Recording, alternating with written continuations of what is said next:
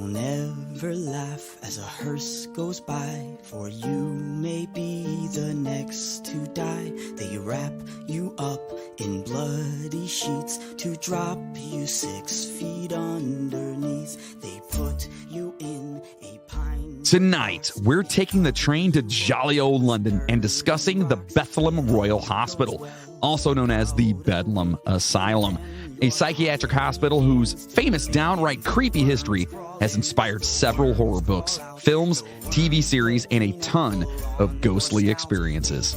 Listener discretion is always advised. All aboard the Midnight Train podcast. A slimy beetle with demon's eyes chews through your stomach and out your... Hello, passengers, and welcome to the Midnight Train podcast, where we bring the dark to light. Well, you know, you guys probably know we make fun of and joke about creepy shit while bringing you as much information on each topic as possible. Yes, we are a comedy podcast, and shit can get pretty dark pretty quick. So if you're not into that, no hard feelings. But if you are, thanks for being just as twisted and fucked up as we are. So welcome. I am your host, the conductor, the cryptic Jonathan Sayer, and with me always are my co-hosts. It's Mr. Moody and Logan. Okay. It's been a while since we got applause. Hi, guys. Hi. Boy, do we have a story for all of you about Moody's day-to-day. Yep, he woke up. Stay tuned to the end, because we are definitely going to talk about that. You feeling all right, buddy? Oh, I'm great. Having a wonderful time. Those foxes, huh? Don't get me started on that. Not even that one. Yeah, well, yeah, we got, what's his name, Freddy the Fox, causing shit. Fuckface the Fox. Yeah. Yes. Fuck book, fuck face, fuck the fuck, all that. Yeah. Fuck. Yeah. Whatever. Okay. A lot of fucks given right there. A lot of fucks given right there. All right. So listen, do us a favor. Stop on over to Apple Podcast Okay. or wherever you're listening right now. And if you can, give us a 5-star review. And while you're there, that'd be great. like, follow, subscribe, or whatever the hell you can do there. And you'll get Whatevs, each bro. episode each week as they are released. Really? Yeah, that's how it's magic. It is magic. It is. It's magical for sure. Yeah. Yeah. Is it magically delicious? It's magically delicious. And Patreon subscribers will be receiving a new bonus this Oh, week coming up on either the Whiskey War, Okay. which is a fucking amazing story that if you don't know about, don't Google it, because we're going to talk about it, hopefully. If we don't do it this week, we'll definitely do it next week. Okay. Or we're going to sit around and talk about fucking Clive Barker. Who's Clive Barker? Well, he's this like screenplay writer. He did a bunch of like plays and stuff like that. And then he decided to say, well, fuck it, and did Hellraiser. He also did fucking a shit ton of other fucking amazing movies. Not familiar? Not ringing a bell. Oh, well. Sign up for that and become a pooper over at themidnighttrainpodcast.com or head on over to patreon.com/the Midnight Train Podcast. Become one of the most beautiful people that we've ever known, right? Yes. I mean, it's obviously aside from us. Outside of us. Yeah. That's what I'm saying. Yeah. Oh, yeah. They're so handsome and or beautiful. I know, right? Dudes can be beautiful, though, right? Sure. Okay. Can women be handsome? You know, I'm going through the list in my head. Yeah. All beautiful. Not one ugly mug Not amongst them. one. They're Not a all- single ugly person. So if We you have the best looking audience absolutely in the podcast. 100%. business, And if you're new here, welcome. for sure. You're now beautiful. You are. You're going to be even sexier when you sign up for Patreon, though. Yeah, buddy. Yeah. Oh! Plus, a lot of you know we have a lot of fun on our official Facebook group page. Do we? I wouldn't know. I'm not allowed in it. And we'll talk about that later. And so make sure you stick around for that, because fun times abound. Now listen, we also have a drinking game every time we pop up a movie quote or happen to just break into song. You have to We take a do drink. that, Yeah, too, we do a lot. We do. You got to break into song, or we break into It's song. kind of a problem. You got to drink with the drinking or the singing. Both. Well, yeah. I mean, one thing leads to another, right? One thing, only one thing leads to another. Just like that. There you go. And you have to drink. Okay, Yeah. so it's just like Starting that. early today. Right. And make sure to subscribe to our YouTube channel, where we are going to start actually going live. Woo! Yes. We're going live. Going live. Going live. Going live. Just do it. fucking anyway, Logan, that's happening, right? Hey, just do it. Right. When are we doing that? Do it. Next Do week? it. Next Wednesday, starting at 7:00. We're actually going to Don't be fucking be doing late, Moody. Don't tell my fucking car that shit. Again, we will talk about that as well. Just make sure you're sticking around. And make sure you check out the new documentary shot and produced by Darkroom Speed Films based on us called Off the Rails. It is available on our YouTube channel. Make sure you subscribe to that. Click the bell and stuff so you get the notifications. So subscribe and click the bell. It's pretty funny. It is pretty funny. It's a good time. And all those links will be in the show notes and stuff. All right. So listen. Yeah. Let's turn down the lights. All right. Adjust our seats. Adjusting. It's Halloween season. Grab a drink. Done. Yes. And let's get spooky. But first, What? here's a toast Yeah. to all you beautiful motherfuckers. Does that include me? Yeah, you're beautiful. Oh, man. Yeah, you got it. Awesome. All right.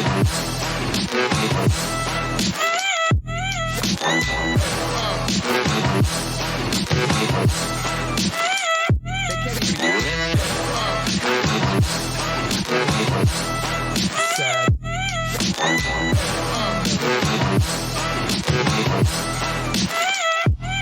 So since that kicks in so hard, we should start leaving clues for like weird shit during the whole thing. I think it'd be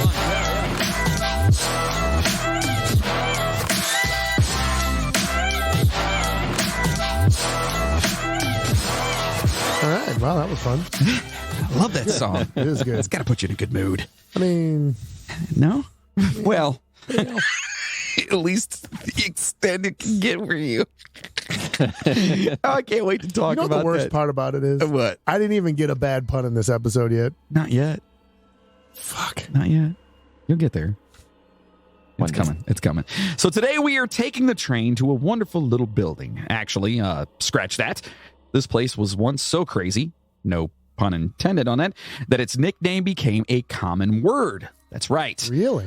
The definition of the word is, quote, a place or situation of chaotic uproar Oh my. and where confusion prevails. So, like right now, like right here, Like, this is Bedlam. and we're talking about Cleveland, actually. Yeah. Yeah. Yeah, No, yeah. not at all. No. Not at all. Gotcha. The word is Bedlam. Yeah. Ding, ding, ding, ding. Yeah. You got it. Yeah. I'm a smarty pants. You are. The place is actually Bethlehem Royal Hospital. Is it Bethlehem or Bethlem? Well, it's Bethlem. Bethlehem. Yeah. Bethlehem Royal Hospital. The hospital is considered the first lunatic asylum Ever. ever. Ever. Ever. Ever. Ever. Forever. Forever. So the word Bedlam is derived from the hospital's nickname. Bedlam is a bastardization. No, that's a weird word. Bastardization. Come on. Bastardization There you go.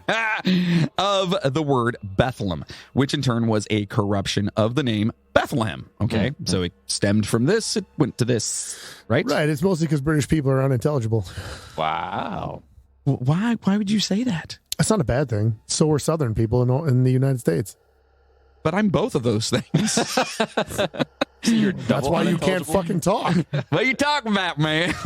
You ever try to talk to a fucking straight Cajun fucking swamp man? It's not. It you can't do it. That's more intelligible. Yeah, there it is. So, although the hospital became a modern psychiatric facility, historically it was representative of the worst excesses of asylums in the era of lunacy reform. We're going to get into all that craziness tonight. Lunacy reform. That's right. And see what kind of bedlam actually went on there. Now, we're going to go through the history of this, right? First, that's what we do. It's as we do. You there's guys a know how lot we of do this. history. There's a lot. Lots of history. Well, of course, because it's old as fuck. right. It was probably built in like what, 2? Close. The year 2. Close, man. So Bethlehem Started off Royal in a cave. Bethlehem Royal Hospital's origins are unlike any other psychiatric hospital in the Western world. As a formal organization, it can be traced to its foundation in 1247, so I wasn't far off. I told you. Right. You were only 1,245 years off. That's good math. It's not bad. Look at you. Yeah. You are the mathematician of the group, aren't you? Probably. Yeah, Oh, that's good. I've never seen a number in my life. You've never what? Seen a number in my life. 1247? What's that? Okay, Logan's been sucking on whiskey since before we got here. A little bit. So during the reign of King Henry III, okay, this is when it happened in 1247, Henry. as a Henry. Roman Catholic monastery for the priory of the New Order of Saint Mary of Bethlem in the city of London proper. Nice. I I feel like I need a monocle during this entire thing. And a you corn lost cob me a pipe. while back. Well, we'll catch up. Somewhere Mustard. around London. Yeah, London. London. So it was established by the Italian Bishop of Bethlehem. Gioffredo di Preferi. Hey, nice. I feel, Okay. I feel like I nailed it. Yeah. Sure you did. Following a donation of personal property by the London alderman and former city sheriff, the Norman Simon Fitzmary. The Norman. The Norman. Not just Norman. Yes. The Norman. It's the Norman. This is my friend, the Norman. That's right. As in, there's no Norman before him. Or is Right. it He's the norm? the man? Norman. No. It bears its name after its primary patron and original overseer. Okay, so that's where it gets its name from. Yeah. The initial location of the priory was in the parish of St. Botolph in Bishopsgate's ward, just beyond London's Wall and where the southeast corner of Liverpool Street Station now stands. Oh, right. Liverpool Street Station. Right. Right. Okay. You know where that's at. That's world famous. Yes, of course. And listen, Londoners out there, English folk, UK folk, we're so sorry. That's just. I'm not saying any of this shit. It's just saying. You're the it's one just- that's butchering everything. Well, I'm still apologizing on behalf of all of us. Yeah. So Yeah, no, Bethlehem. we fuck up a lot of stuff. Yeah, that's what we do.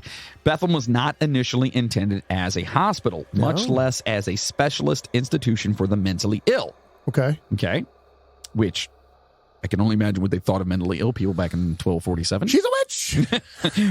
Witch. That's before witches. Yeah. No. Yeah. Holy shit. Rather, its purpose was tied to the function of the English church. Oh boy, church. It's just as bad. Yeah. The ostensible purpose of the priory was to function as a center for the collection of alms to support the Crusaders and to link England to the Holy Land. They were making money for the Crusades. That's right. Those fucks. That's right. They're like, we need to kill everyone that doesn't believe in what we believe, so raise some money. Yeah. Yes. Pretty much. Yeah, it's, things were weird back then. I don't know what to tell you. Bishop de Prefetis need to generate income for the Crusaders and restore the financial fortunes of his. I hate this word, dude. I went over it like 30 times earlier. Apostolic. Yes. Apostolic. Yeah, apostolic. Apostolic. Apostolic. Right. Yeah. Okay. Yes. And it was occasioned by two misfortunes. Okay. Two. Oh man. His bishopric. I had two misfortunes today. You had multiple misfortunes today. Yeah. Waking up was your first one. That's my first mistake every day. So his bishopric. Okay. Bishopric, it has to be, had suffered significant losses following the destructive conquest of the town of Bethlehem by the, Khwarezmian Turks in 1244. sure, yeah. So they came in and they fucked some shit up. Those fucking Turks. The man. Turks. Right? Yeah. Istanbul was Constantinople. Istanbul was No, that's It's nobody's business but the Turks. that's right. See, you saw where I was going. Yeah. And also, the immediate predecessor to his post had further impoverished his cathedral chapter through the alienation of a considerable amount of its property. So he just basically alienated a bunch of shit, and Dude before him was like, well, fuck all this. I'm out. we don't need this or this. So he just said, take it. fuck it. Yeah, okay. Yeah, I'm done. Right. The new London Priory, obedient to the Church of Bethlehem, would also house the poor, disabled, and abandoned, and, if visited, provide hospitality to the bishop, canons, and brothers of Bethlehem. Okay. So you can have poor people and church people. Okay. Right? Sure. Okay, that's where we're at. That's what this whole thing started. Right. At, right? Right, Okay. right. Well, I mean, it makes sense. That's kind of what the church is supposed to do, but whatever. Right. It's what you're supposed to do, motherfucker. The subordination of the priory's religious order to the bishops of Bethlehem was further underlined in the foundational charter, which stipulated that Bethlehem's prior canons and male and female inmates were to wear a star upon their cloaks and capes to symbolize their obedience to the Church of Bethlehem. Sounds like some cult shit right there. What are we talking about? Exactly. Yep. Not going to get into that. What are we talking about? Nothing. Oh, okay, gotcha. During the 13th and 14th centuries, with its activities underwritten by episcopal and papal indulgences. Papal. Wow. Papal? Papal. Paper? Papal. Papel. It's Spanish. Pimple? It's Spanish for paper. Papal. Look at all the people. So it's papal? Papal. Okay. Their indulgences, Bethlehem's role as a center for the collection of alms for the poor continued. Okay, so they had a pretty strong idea of what they wanted to do, right? They wanted to help the mentally ill, house the poor. That's you know how it what I mean? always starts. Right. However, over time, it's linked to the, these fucking words, mendicant order of Bethlehem increasingly devolved. How was it my fault? I don't know, because you fucking wrote all this shit. Do you think I knew what that word was before I fucking wrote this? Yes. No. Yes. I took that shit. You knew 1247. Yeah. Yeah, I'm just saying. I know numbers, not words. That's true. So anyway, they devolved, putting its purpose and patronage in severe doubt. In 1346, the prior of Bethlehem, a position at the time granted to the most senior of London's monastic brethren, applied to the city authorities seeking protection. Okay, thereafter, metropolitan office holders claimed power to oversee the appointment of priors and demanded in return an annual payment of 40 shillings from the coffers of the order. How much is a shilling? Do they still use shillings? I don't know. I don't think so. Logan, look that up. What's a shilling? All right, fine. I don't know what a shilling was. Is that like a farthing? A what? A farthing. What the hell's a farthing? I don't know. Some sort A of shilling is a former British coin and monetary unit equal to 1/20th of a pound or a 12 pence. 12 pence. 12 pence. 12 pence. 1/20th of a pound. But it is the 1/20th. basic monetary unit in Kenya, Tanzania, and Uganda, equal to 100 cents. They still use shillings. 100th cent? Yeah, it's literally equal to 100 cents. Holy So it's a shit. dollar. Yeah, basically it's $1. No, did you say 100 cents? 100 cents. Oh, I thought you said 100th No. cent. No, So they still use shillings in random African countries, and 1 shilling is roughly equivalent to a dollar. Now, Yes. how do you think they got those shillings? You know what's actually really funny Because about the that? British people fucking took them over. Yeah, that's right. They said, you shall listen to what we do, and here, have a shilling. You know there's 65 countries that all share the exact same holiday, but on different days of the year, and it's all the independence from Britain. Of course. It's But funny. wait, they're all on different days? Yeah, they're all on different days. Well, yeah, they didn't all get independent on the same fucking day. Yeah. Britain wasn't just like, fuck it, you guys are all good. That'd been amazing. Wait, you've got to wait for like another 2 months before you could do that. You know what I mean? Like, you got to like put a pause on that. Look, we just lost Australia. Just give us like a week or two. Right, exactly. And Yeah. then we'll figure it out. Like, listen, this new place, the United States, like, they fucked us. Can you wait like 3 months? Just give us some time. Just give us some time. Then you could do whatever you want. Use your shillings. It is doubtful whether the city of London ever provided substantial protection, and much less that the priorship fell within their patronage. But dating from the 1346 petition, it played a role in the management of Bethlehem's organization and finances. So basically, they paid them money and they didn't do shit. Right. Here's our 40 shillings. Right. All right. And they fuck still you, didn't go do away. a fucking thing for Go it. away. So by this time, the Crusader bishops of Bethlehem had relocated to Clamecy, Sure. Yes. France. For all our French listeners out there, I am very sorry. Clemency. I believe it is Clemency. Clemency. Clemency? Clemercy. Not the Merci. Oh, no. No. Oh, No. see. Which is in France under the surety of the Avignon papacy. Oh my God. Avignon. Avignon. Avignon. I had a Avignon. The G is silent. It's Avignon. The Avignon. It's not filet mignon. It's mignon. I had a filet Avignon yesterday. Oh, sounds tasty. It was not. Oh, It tasted like church. This was significant as fuck would that even taste like? I don't know. A wafer? One of those wafers? Yeah, and really bad wine. Is it just like, what is it? Is this like a Nilla wafer? I don't know. A pre-stick. I don't know. Oh my God. Jokes! Anyway, this was significant as throughout the reign of King Edward III, the English monarchy had extended its patronage over ecclesiastical positions Yeah. through the seizure of alien priories, mainly French. So they're going in and taking shit. Got you. Aliens. Right. There's aliens involved? Alien by means of not theirs. Yeah, aliens. Right. They were taking aliens stuff over. That's crazy. I didn't know there were aliens involved. Yeah, back in like the 1300s, man. It was crazy. Oh, they've been around for That's why they're all gone, though, because They've been King visiting Edward. longer than that, though. Yeah, King Edward went in and kicked everyone's dick in. So King aliens. Edward is the reason the aliens won't come back? That's why. That King Edward did that. motherfucker. I know, he's kind of a fucking prick. Anyway, so these were religious institutions that were under the control of non-English religious houses. As a dependent house of the Order of Saint Bethlehem in Clamecy, I believe it's Klamath. It's got to be. Bethlehem was vulnerable to seizure by the English crown. So in other words, they moved one spot over to France and Correct. said, hey, let's do this over here. And then England's like, well, now we've got them. There's no one there to help them I now. lost my phones. My cans. You know? So that's basically what it was. Yeah. Right. Sure. Yeah. You know? And this occurred in the 1370s when Edward III again took control of all English hospitals. Of course he did. Yeah. He killed the aliens and he took all the hospitals. There Kinda was like fucked 4 people in this lunatic asylum that tried to kill him. Yeah? Yeah. That's awesome. The purpose of this appropriation was to prevent funds raised by the hospital from enriching the French monarchy via the I see. papal That makes sense then. Say what? That makes sense then. So they took it so they couldn't, so the money didn't make it to the French. That makes sense. Right. Why would you want it to go to the French? Well, I don't know. They have enough French fries. They do. See? Yes.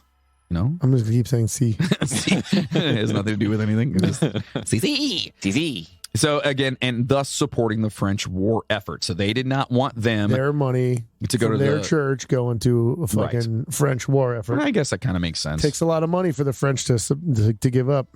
Yeah, well, you know, lots of baguettes.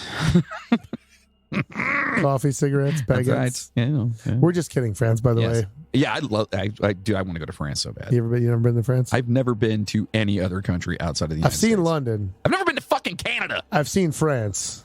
And I also saw Logan's underpants. And that's a throwback to Rugrats? a couple episodes ago. Remember we talked about that? Yeah. Yeah. There's a place in France where the naked ladies there. So after this event, the headmasters of the hospital's semi-autonomous figures in charge of its day-to-day management were crown appointees. Ooh. Okay. So they was the higher up, and Bethlem became an increasingly secularized institution. Okay. Of course, that makes all the sense in the world. Sure. The memory of Bethlem's foundation became muddled. Okay, so what it initially started as. Right. In 1381, the royal candidate for the post of master claimed that from its beginnings, the hospital had been superintended by an order of knights, and he confused, this is hilarious, by the way, the identity of its founder, Goffredo de Braferi, that we talked about earlier, with that of the Frankish crusader, Godfrey de Bouillon, the king of Jerusalem. He made the bouillon coup. So he thought that the king of Jerusalem founded this church. Right, so we got all convoluted and fucked up. Makes total sense. Yeah, it doesn't. Yeah. Sure, it does. Whatever. The removal of the last symbolic link to the mendicant order was confirmed in 1403 when it was reported that master and inmates no longer wore the symbol of their order, the Star of Bethlehem. They took that shit off! Less cultish, but still culty. I mean, yeah. This was exclusively a political move on the part of the hospital administrators. Oh. And this is fucked up, as the insane... This is 1403, were perceived as unclean or possessed by demons and not permitted to reside on consecrated soil. So in other words, get the fuck off our land. Oh yeah. I mean, you don't want anyone possessed by a demon to be on church land. Like that's not a good look. But do you? But don't you? It's not a good look. You don't think so? No. Why not? Because if a demon is on church land, that doesn't look good for the church. They can't get rid of it. It reminds me of Demon Knight. I love that movie. This movie's so good. It's good. I kind of want to watch Demon Knight right now. Hey, listen, for everyone out there listening right now, if you've never watched Demon Knight, it's actually from Tales from the Crypt. Yeah, it's one of my favorites. It's a great soundtrack, too. Billy Zane's in that motherfucker. Fuck yeah, dude. Starts off with Filter playing in the fucking beginning. And the other main guy is the guy that plays Death. Bill... I can't think of his fucking... Is it not Pullman? Paxton? It's William Sadler? Sadler. There it is. I was close. I said Bill. I was close. Yeah, Birch. Yeah. Bill Birch. Bill Birch is in that movie. Oh my God, that'd be great. No, it's a great movie, so make sure you check that out. Yeah, it's fantastic. So from it's definitely 90s. It's so good. Oh, yeah, So great. from 1330, Bethlem was routinely We're referred still in to. the 1300s, huh? Well, we jumped to 14 for a second, but we'll get there. Okay. It was routinely referred to as a hospital, and not necessarily it doesn't indicate a change in its primary role from alms collection. So the hospital, it was a cornucopia of things where like they would collect money for for the cause. church, the cause, quote unquote, right, and also supposedly help people, take care of crazy people, right. So the word hospital could as likely have been used to denote a lodging for travelers, equivalent to a hostel, and would have been perfectly apt term to describe an institution acting as a center and providing accommodation for Bethlehem's what a word. What? What is that? Peregrinating? I got it. Peregrinating. Okay. Peregrinating. Alms seekers or questors. So that whole thing just reminded me of basketball, where they're going to visit the kid in the hospital. And he's like, yeah, and whatever. And then the other guy's like, I love hospitals. And he's like, no, you don't. You like Taco Bell. And he's like, no, I went to a hospital in France one time. We got together with this really hot chick. But he was talking about a hospital. He's like, that's a hostel. Yeah. Yeah, that you whole guys got a thing. drink on that, by the way. Yeah. Because that's No, you don't. another Like- great movie. I love hospitals. No, you don't. You like Taco Bell. Only my friends call me fucker. Despite this fact, it has been frequently asserted that Bethlem was first used for the insane from 1377. Okay, there it is. This rather precise date is derived from the unsubstantiated conjecture of the Reverend Edward Geoffrey Donahue. How is that precise? It's just a year. It's not even like a date. Well, it's better It's than not saying like the January 1300s. 3rd, 1377. Yeah, but it could have That's said a precise the date. 1370s, I guess. That's You know. still fairly, I mean, Whatever. So he was the chaplain to the hospital who published a monograph on its history in 1914. Okay. So wait a minute. How did a guy who wrote something in 1914 have an exact precise date from 1377?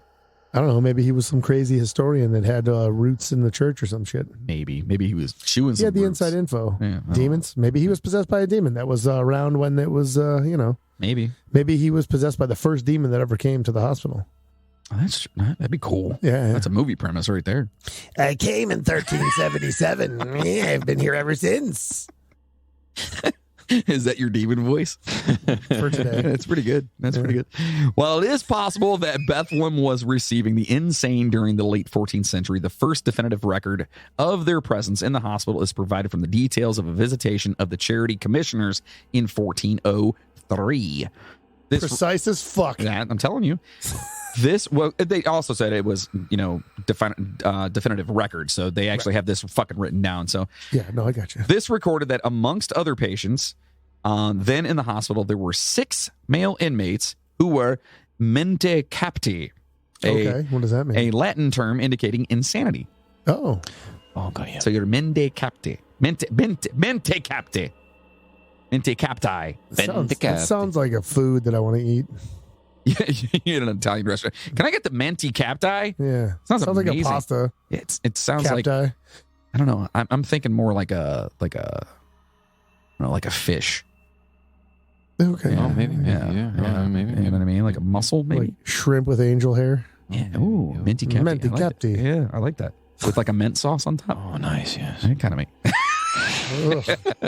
Shrimp with a mint Yeah. sauce? It's not lamb. I don't know. I've been drinking. The report of the 1403 visitation also noted the presence of 4 pairs of monocles, 11 chains, 6 locks, and 2 pairs of stocks. Stockings, I would assume. No, stocks. Those things where you put your arms and your head through and they throw tomatoes at your Oh, face. yeah. Although it is not clear if any or all of these items were for the restraint of the inmates. Oh, they were. Yeah. Fuck else would they have been for? Right, yeah. Thus, while mechanical restraint and solitary confinement are likely to have been used for those regarded as dangerous, little else is known of the actual treatment of the insane in Bethlehem for much of the medieval period. I mean, let's be honest, what do you think they did? I'm going to say bad things. Yeah, I'm going to agree with you on that because I'll tell you what they did. They tried to get rid of me, but they couldn't do it. they were doing bad shit to it, like mentally ill people up until like, I don't know, 3 months ago. You know what I mean? Like, yeah. like, come on. Not 3 months. I didn't mean, you know what I'm saying? But like recently, like even in the 70s, they were still fucking doing like lobotomies. They and thought shit. the lobotomy could get rid of me, but it did not. I'm still here. Is this a new character for the show? For today. Can we give him a name? For today. What should we call him? I don't know. Your name's Moody, so it should be Udam. Edom? Edom. There it is. Edom the demon. That's fucked up. The presence of a small number of insane patients in 1403 marks Bethlehem's gradual transition from a diminutive general hospital into a specialist institution for the confinement of the insane. Okay? This process was largely completed by 1460, and in 1546, the Lord Mayor of London, Sir John Gresham, see, that's a normal name. I like that one. Oh, Jesus. Doesn't that guy write books? That's Grisham. Yeah, the Pelican Brief. That's Grisham, yeah. Yeah. Not I Gresham. didn't know he lived back then. No, Gresham with an E, not an I. Grisham is who So you're thinking it's of. not the same guy. Not the same guy. 1546, just saying. I mean, I don't know. He could have a demon in him. Who knows? He was petitioned by the crown. He petitioned the crown to grant Bethlem to the city properly. Oh. This petition was partially successful, and King Henry VIII reluctantly ceded to the city of London. Henry VIII, I am. He's in all kinds of shit, isn't he? Quote, the custody, order, and governance of the hospital and of its occupants and revenues. So that's who they're giving to the I like city. that this hospital just kind of got like fucked into being an insane asylum. Just kind of like gradual over there. Is they're like, you know what? Just send them to this place. They got like one over there already. I mean, yeah, at first it was like a freaking huge religious sect. Yeah, that's what it was supposed to And then be. all of a sudden It it's was like, well, one insane guy showed up there. We might as well send the Yeah. other ones there. And this guy and that guy. Billy's I'll go too. Billy's jerking off with peanut butter. Send him to the church. It's fine. They have peanut butter back Yeah. then? When was peanut butter invented? God damn it. Anyway, I'm just asking. Just a genuine question. I don't know. Logan. Look it up. All right. This charter came into effect in 1547. Under this formulation, Okay. the crown retained possession of the hospital. All right. While its administration fell to the city authorities. Ha ha! Oh. So the city said, fuck you. Following a brief interval when Bethlehem was placed under the management of the governors of Christ's Hospital from 1557, Okay. it was administered by the governors of the city of Bridewell, a prototype house of correction at Blackfriars. It's just crazy they even wrote this shit down in the 1500s. Because in my head, I'm thinking that Could all be bullshit. They might not know. they've got like a fucking This stone could all and be a like chisel. a fantasy story. I mean, could be maybe. reading the script to like a movie and not even know it. All right. Is that what's happening? Could be. Oh, wow. Having been thus one of the few metropolitan hospitals to have survived the dissolution of the monasteries physically intact, so in other words, it still stood, this joint administration continued, not without interference by both the crown and city, until Bethlehem's incorporation into the National Health Service in fucking 1948. Jesus. So for fucking 400 years. It was just like, I don't know. You do it. Nah, you do it. Yeah, I'll what do the it. fuck? We'll take care of it. Holy shit, no wonder this shit's got... What the... That's just... Ugh. So going back in 1546, the Lord Mayor of London, Sir John Gresham, again, we talked about he petitioned the crown to grant Bethlehem Right. to the city properly. Pelican Brief. Gotcha. Yes, he it's not the Pelican Brief guy. That's Grisham. Is that even the right art? Did he write that? Is that even the right guy? I know he's an author, John Grisham. Yeah. I don't know what. I didn't know he was involved. Maybe it in is the church in Pelican. London. Is it the Pelican Brief? I don't know. I'm gonna He's look not part of the church. Fucking shit. So anyway, King Henry VIII reluctantly ceded to the city of London again, and they went all through this fucking crazy shit. So the following a brief interval with Bethlem, it was placed under the management of the governors of Christ's Hospital. Talked about that, and then in 1948 it popped up again, and I just can't. For 400 years, again. Let's go back to this. Yeah. Okay. Let's go back. Like 400 fucking years. Yes, a long time. It's not even like 40 years. They just didn't know what to do with Yeah. it. And it wasn't being regulated. Yeah. Or it was just kind of like so crazy. So the position of master was a sinecure. Was a sinecure? What is that word? Senecular. It's not senecular. Oh, I have no idea. That's whatever. Largely regarded by its occupants as means of profiting at the expense of the poor in their charge. Okay, that's not a new thing. No, it's not new. Yeah, not at all. The appointment It's not of old. Well, it might have been new back then, though. Well, yeah. I mean, everything's got to be new at some point. Right. The appointment of the early masters of the hospital, later known as keepers, had lain within the patronage of the crown until 1547. Thereafter, the city, through the court of aldermen, took control of these appointments, where, as with the king's appointees, the office was used to reward loyal servants and friends. Hey, they're actually being nice to people. Okay. Kind of good. However, compared to the masters placed by the monarch, those who gained the position through the city were of much more modest status. Also, did you know that John Grisham was a member of the Mississippi? Wait, where was it? I just lost it. He was a senator or some shit. I did not know that.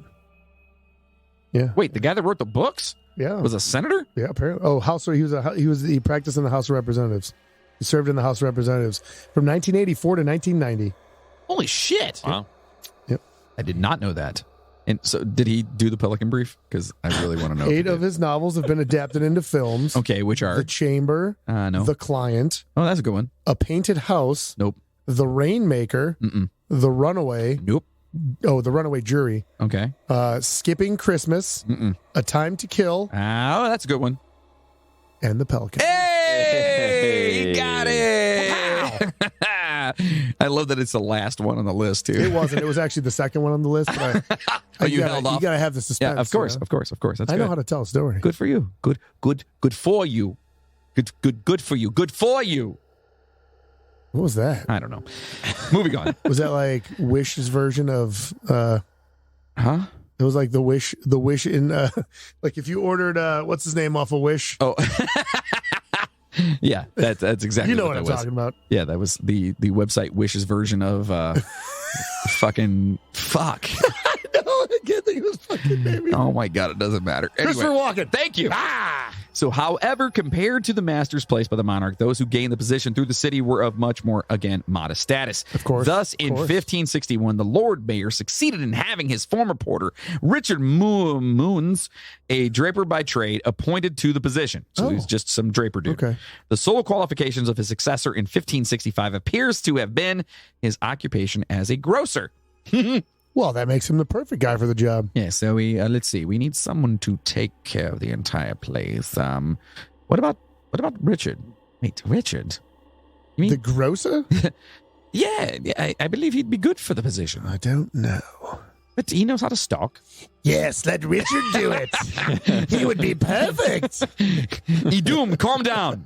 Sorry. God. So the Bridewell governors largely interpreted the role of keeper as that of a house manager, and this is clearly reflected in the occupations of most appointees during this period, as they tended to be innkeepers, Oh yeah, that makes sense. victuallers, and brewers, woo, Well, and the I mean, like. When patients were... Yeah, you just get everyone fucked up. No one's going to do anything. This That's guy's crazy. Get him some shots. kind of how it works now, All isn't it? right. I mean, I guess unless it's like tequila, then just that gets worse. then it makes her clothes fall off, right? Yes. Okay, moving on. I don't When- even know. You know what? No, fuck you. You deserve it. Hold on a second. Damn it. You're getting one of those. When patients were sent to Bethlehem by the governors of the Bridewell, the keeper was paid from hospital funds. Okay? Yeah. For the remainder, I mean, that makes sense. keepers were paid either by the families and friends of inmates or by the parish authorities. It is possible that keepers negotiated their fees for these latter categories of patients. Okay. We getting all this? Yes. Yeah. I got it Holy all. shit. This is what happens when you talk about old shit. Yeah, there's a lot. So Hey, much you- old. you- England, motherfucker. You wanted this. Oh my God, I didn't know it was going to happen like this. So in 1598, It's interesting. the long-term keeper, as opposed to the short-term keeper, Yeah. Okay. Well, I mean, yeah. All right. Roland Slefford, a Oh. London cloth maker. Yeah. No. I know this guy. He's a very famous cloth maker. Oh, Very, yeah, very, okay, very good. Yeah. I didn't know that. We should maybe do a bonus. I have an article. Oh, he's very about his interesting. clothing. Yeah. Oh, okay. He makes all kinds of cloth. So tapestries a Hand month? stitched. No, he just makes different kinds of cloth. Oh, It's very interesting, though. okay.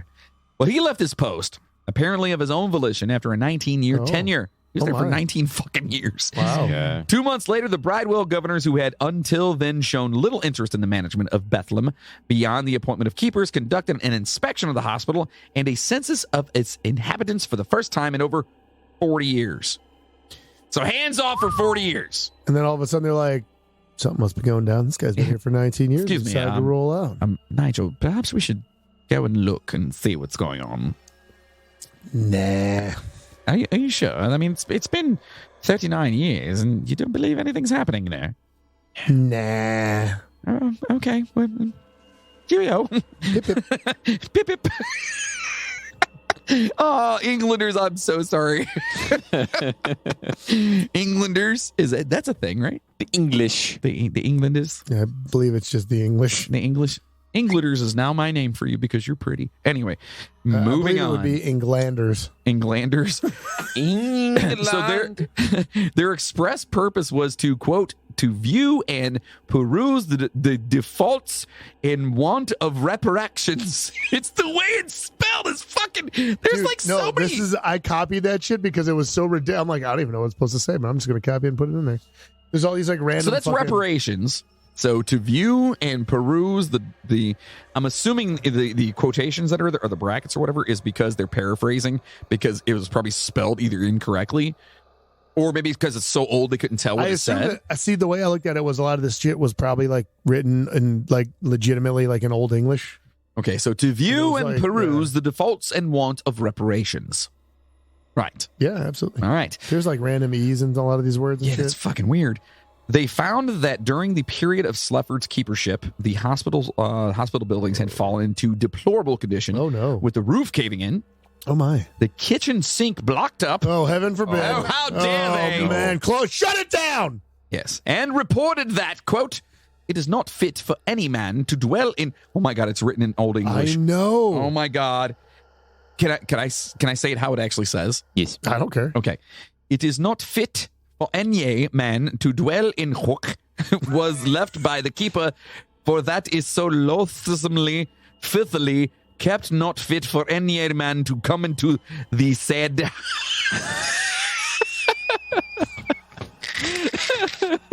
Fuck!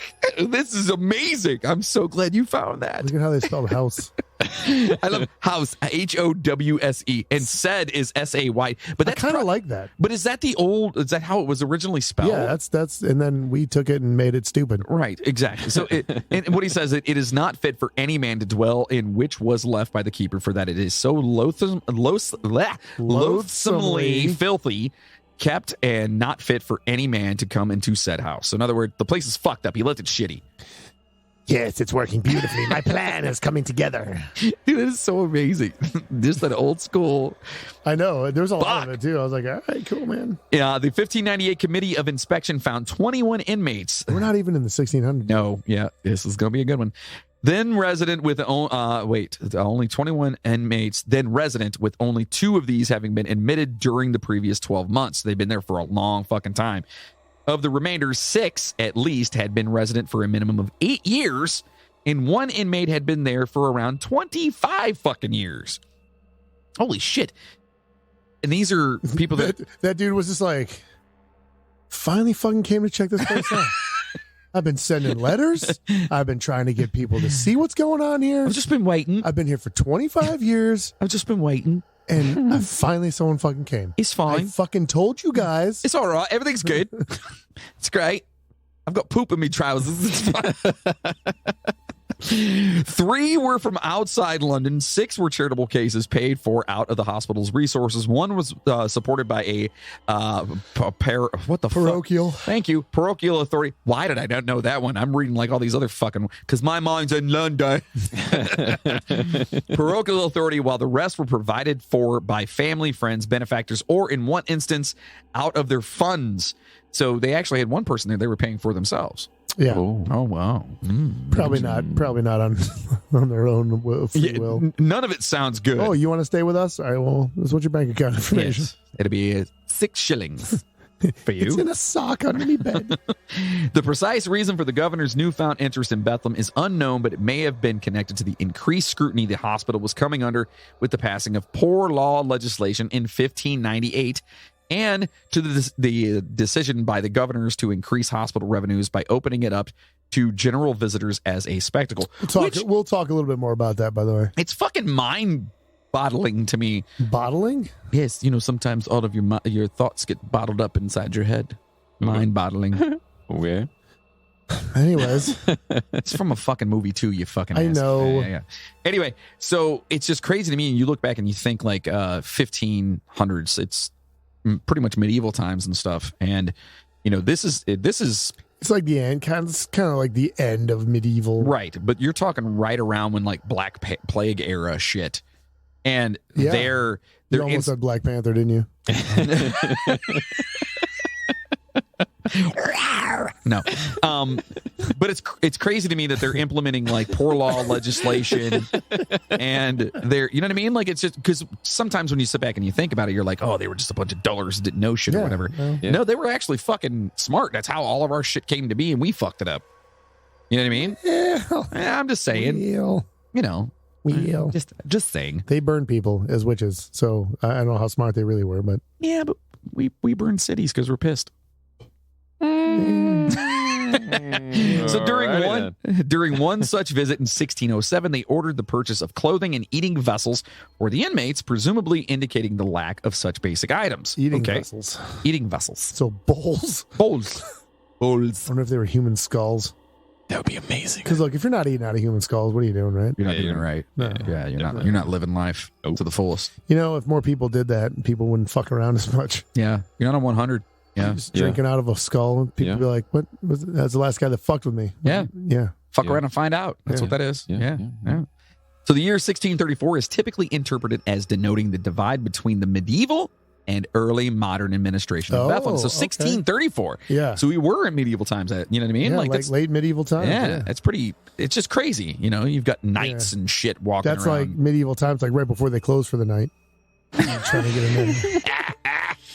Put them in the Iron Maiden. Execute them. Bogus.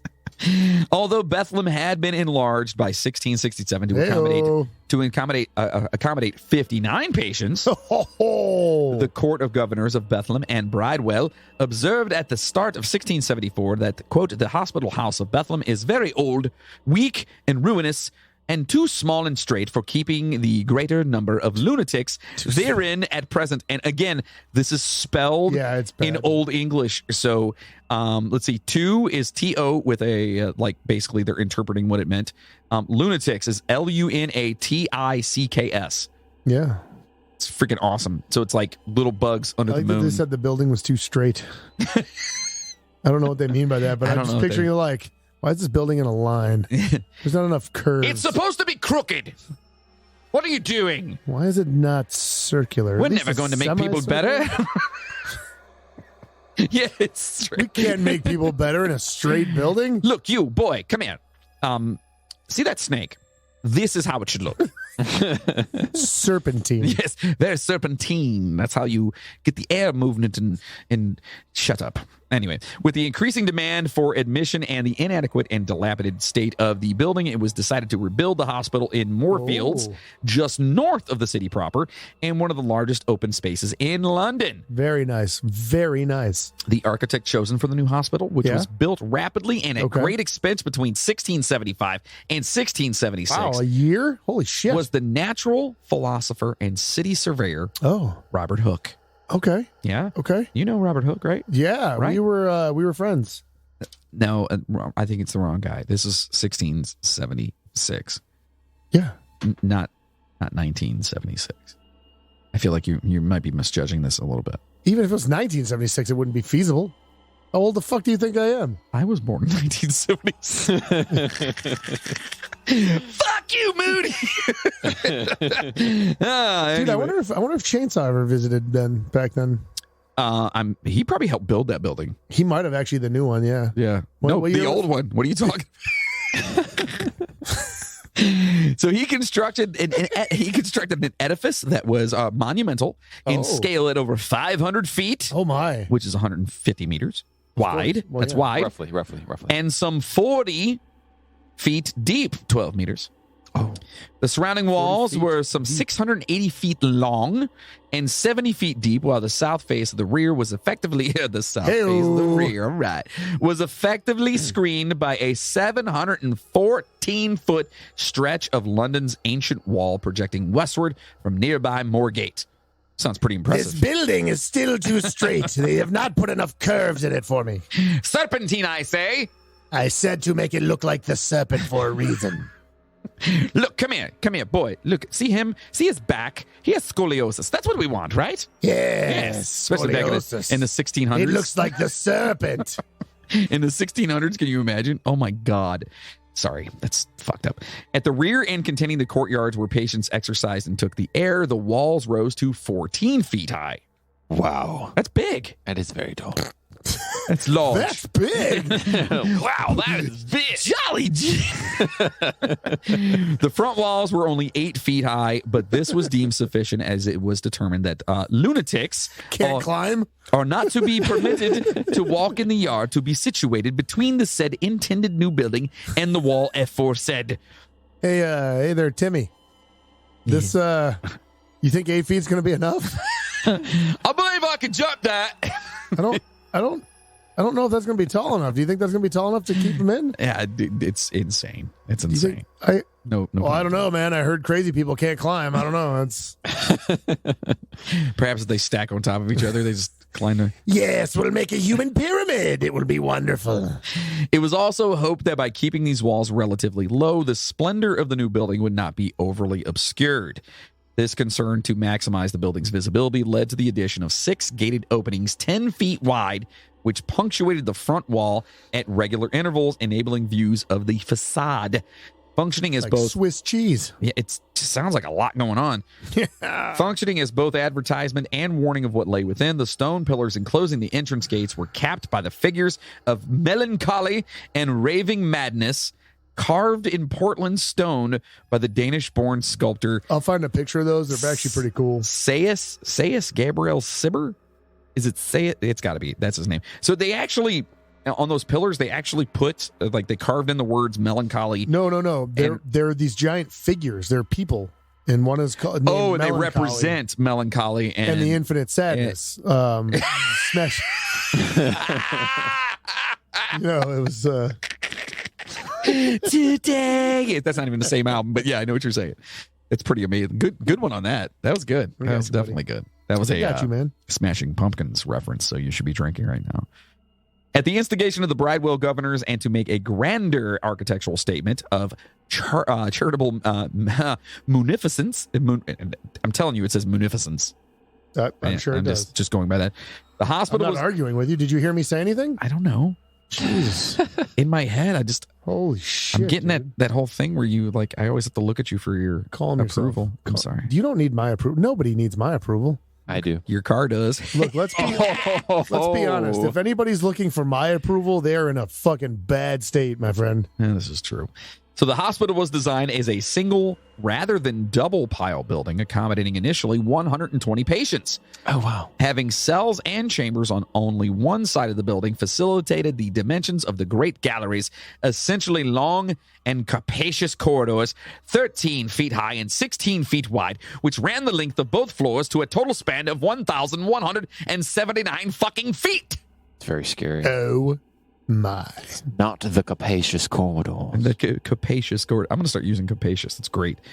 Such was their scale that Roger Lestrange remarked in a 1676 text eulogizing the new Bethlem that their, quote, vast length wearies the traveling eyes of strangers. Ooh. In other words, like, what, people get tired when they look at it? Or it's so big that you're, like, overwhelmed. Is that what it is? Possibly. I don't know. Yes. The galleries were constructed more for public display than for the care of patients, as, at least initially, inmates were prohibited from them, lest, quote, such persons that come to see the said lunatics may go in danger of their lives. What the fuck? This is that's the Raving Madness statue. Oh, that's badass. Yeah, you got to post those up. Yeah. Moody's going to post up these, the Raving Madness and the, what is it, Melancholy and the Raving Madness. And the Infinite Sadness. Yes. Yeah. So they did not want the quote unquote lunatics to roam in that area, and they basically said that it was prohibited for them to go any further because they basically, like, if you do, you're in danger of your own lives. Yeah, pretty much. Holy shit. Because, you could just tell a crazy person that and they'll listen. Yes. Yeah. Look, don't go outside this gate. No, okay. Yeah. The architectural design of the new Bethlem was primarily intended to project an image of the hospital and its governor's consonant with contemporary notions of charity and benevolence. So it's supposed to be epic as fuck. By the end of the 18th century, the hospital was in severe disrepair.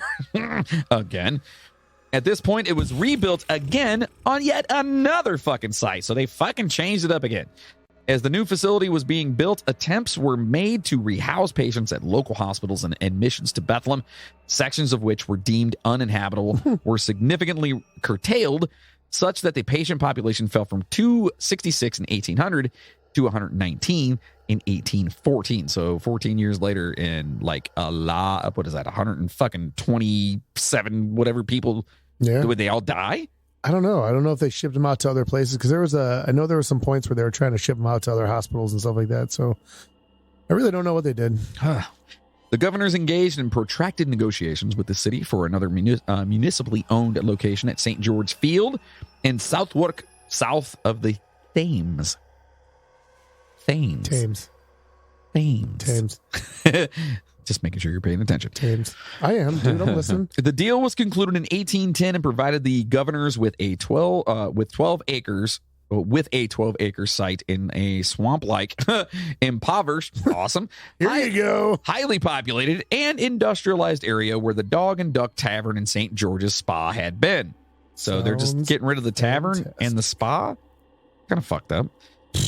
A competition was held to design the new hospital at Southwark, in which the noted Bethlem patient James Tilly Matthews was an unsuccessful entrant. So one of the guys that was in the hospital was like, well, I can draw something. If I'm going to live there, I'm going to make it look how I want it to look. Listen. I don't know why we're talking like that. You see this box? That's it. James, we can't live in a box. No, but listen, if you open up the box, there's like 1,500 rooms in there. Sorry. Anyway. So, completed after 3 years in 1815, it was constructed during the first wave of county asylum building in England under the County Asylum Act, which is also known as Wynn's Act of 1808. Female patients occupied the west wing, and males on the south side. East side. West side. The east side. The cells were located off galleries that traversed each wing. Okay, which we've heard about those as well too with some of the other insane asylums that we've actually talked about. Insane asylums. Sanitaria. Sorry. So each gallery contained only one toilet, a sink, and cold baths. Incontinent patients, and by the way, incontinent. Would you like to yourself. Yes, there you go. Thank you. It's when you can't hold your bodily fluids. Yes, you shit yourself constantly. It's quite kind of like Logan. Yeah. Yes. Last week. Yes. Logan was still today. Yes. And today? Always. Oh boy. Yeah, it's not good. Where they were kept on beds of straw in cells in the basement gallery. Like a sheep? Like a horse. A bunch of sheep. I got to shit on fucking hay. This space also contained rooms with fireplaces for attendants. Well, if they crapped on the hay, you can probably just get rid of the hay. Yeah. You know what I mean? Instead of having to it's like a fucking horse stall. Wash linen. They just shove it out with a pitchfork and hose you down. I don't know if I would want to do that. Yes. You need to get some hay for your house, Logan. There you go. That would save me probably a lot of money. You can just poop in the hay. Be done with it.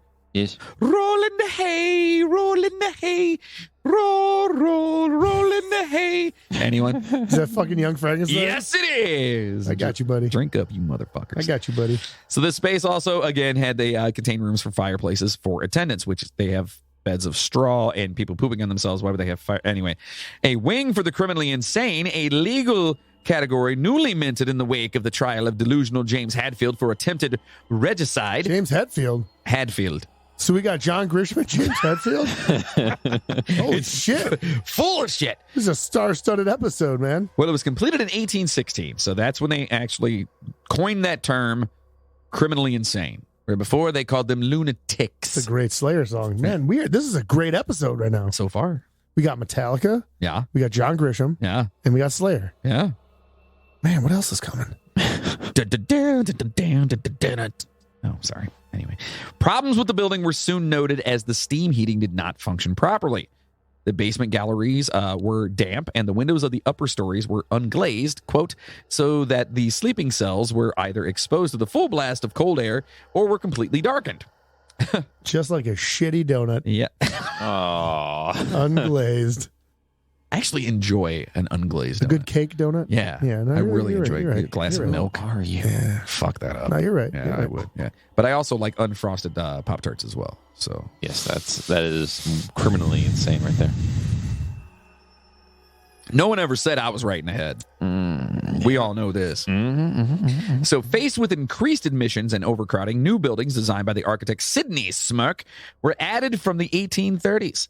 The wing for criminal lunatics was increased to accommodate a further 30 men, while additions to the east and west wings, extending the building's facade, provided space for an additional 166 inmates, and a dome, a fucking dome, y'all, was added. Okay. We all like a little dome, right? Yeah. Yeah. It was added to the hospital chapel. Oh, At the end of this period of expansion, Bethlehem had a capacity for 364 patients. Oh. And what did we start off with? 6? Something like that. And it would have started off back in like the fucking 1300s. Yeah. In 1930, the hospital moved to the suburbs of Croydon on the site of Monk's Orchard, fucking idiot, Orchard House between Eden Park, Beckenham. Yes, Monk's Orchard. Monk's Orchard. Anyway. Big apples in the apple orchard. Did you drink some Angry Orchard today? From the grape orchard? Yes, it's perfect. Yes. It was also part of West Wickham and Shirley. The old hospital and its grounds. Surely you must be joking. I'm not joking, and don't call me Shirley. The old hospital and its grounds were bought by Lord Rothermere and presented to the London County Council for use as a park. The central part of the building was retained and became home to the Imperial War Museum in 1936. That's the old one, right? That's the Mooresville one? Whatever. Just keep reading. Okay. The hospital was absorbed into the National Health Service in 1948, like we mentioned earlier. Fucking finally. 1997, the hospital started planning celebration of its 750th fucking anniversary. That's a long time. Dude, I think, wait a minute. That was, what year was that? 1997. Oh, Chainsaw was like 2 years older than that then. Yeah. All right. Never mind. I think at least. Yeah. Yeah. Yeah, because I think Chainsaw was turning like 760 something in 97. Aw, he couldn't share the birthday. No. Oh. That's what I was going to say. Maybe that would be cool. Yeah, poor guy. The service user's perspective was not to be included, however, and members of the psychiatric survivors movement saw nothing to celebrate in either the original Bedlam or in the current practices of mental health professionals towards those in need of care. So in other words, people there were there. They were like, oh, you're celebrating what? The fact that these motherfuckers did a bunch of stupid shit and fuck people up? You guys remember what happened back like a couple hundred years? Yeah. Okay. Yeah. I just want to make sure. Remember the lunatics? Yeah. A campaign called Reclaim Bedlam was launched by Pete Shaughnessy, supported by hundreds of patients and ex-patients, and widely reported in the media. A sit-in was held outside the earlier Bedlam site at the Imperial War Museum. The historian Roy Porter called the Bethlehem Hospital, quote, a symbol for man's inhumanity to man, for callousness and cruelty. Holy shit, that was a lot to fucking take in. If you're still with us, fuck. The thing's 900 years old almost. Yeah, my God, it's so old. Well, 800 years old. Sorry. Yeah. Almost as old as Sorry, Chainsaw. 800, yeah. Almost. Yeah. Almost. Well, nothing will ever be as old as Chainsaw. But the crazy thing is, what's the crazy thing? The hospital continues to operate to this day in this location. It does. It is still a psychiatric hospital. That is nuts. 800 years old. No pun intended on that at all. Holy shit. Yeah. Okay, so with all that history out of the fucking way. Just think about that. When you think something is like old, like around here. Yeah, think about like Bethlehem in the United Hospital. States. Think about it.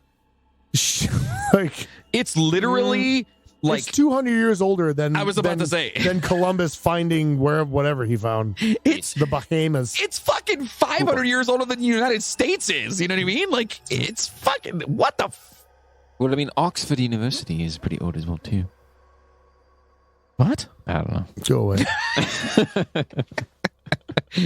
So with that out of the way, let's drive into what really transpired to give this hospital its reputation and that drove Bedlam to strain its current meaning in our lexicon.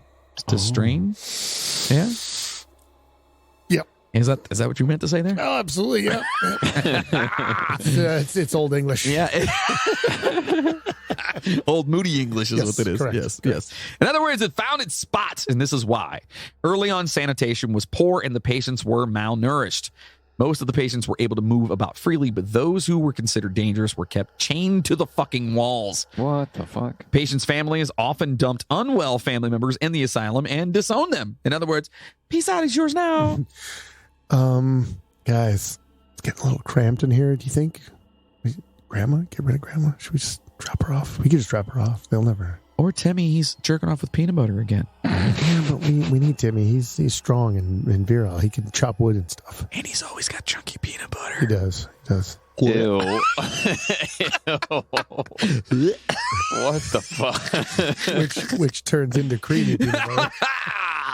Hell, Again, boy. when was peanut butter invented? Yeah, did we figure that out? Yeah, you never looked that up. No, I didn't look it up. All right. Peanut butter was invented by a president of ours, wasn't he? No. It was a scientist.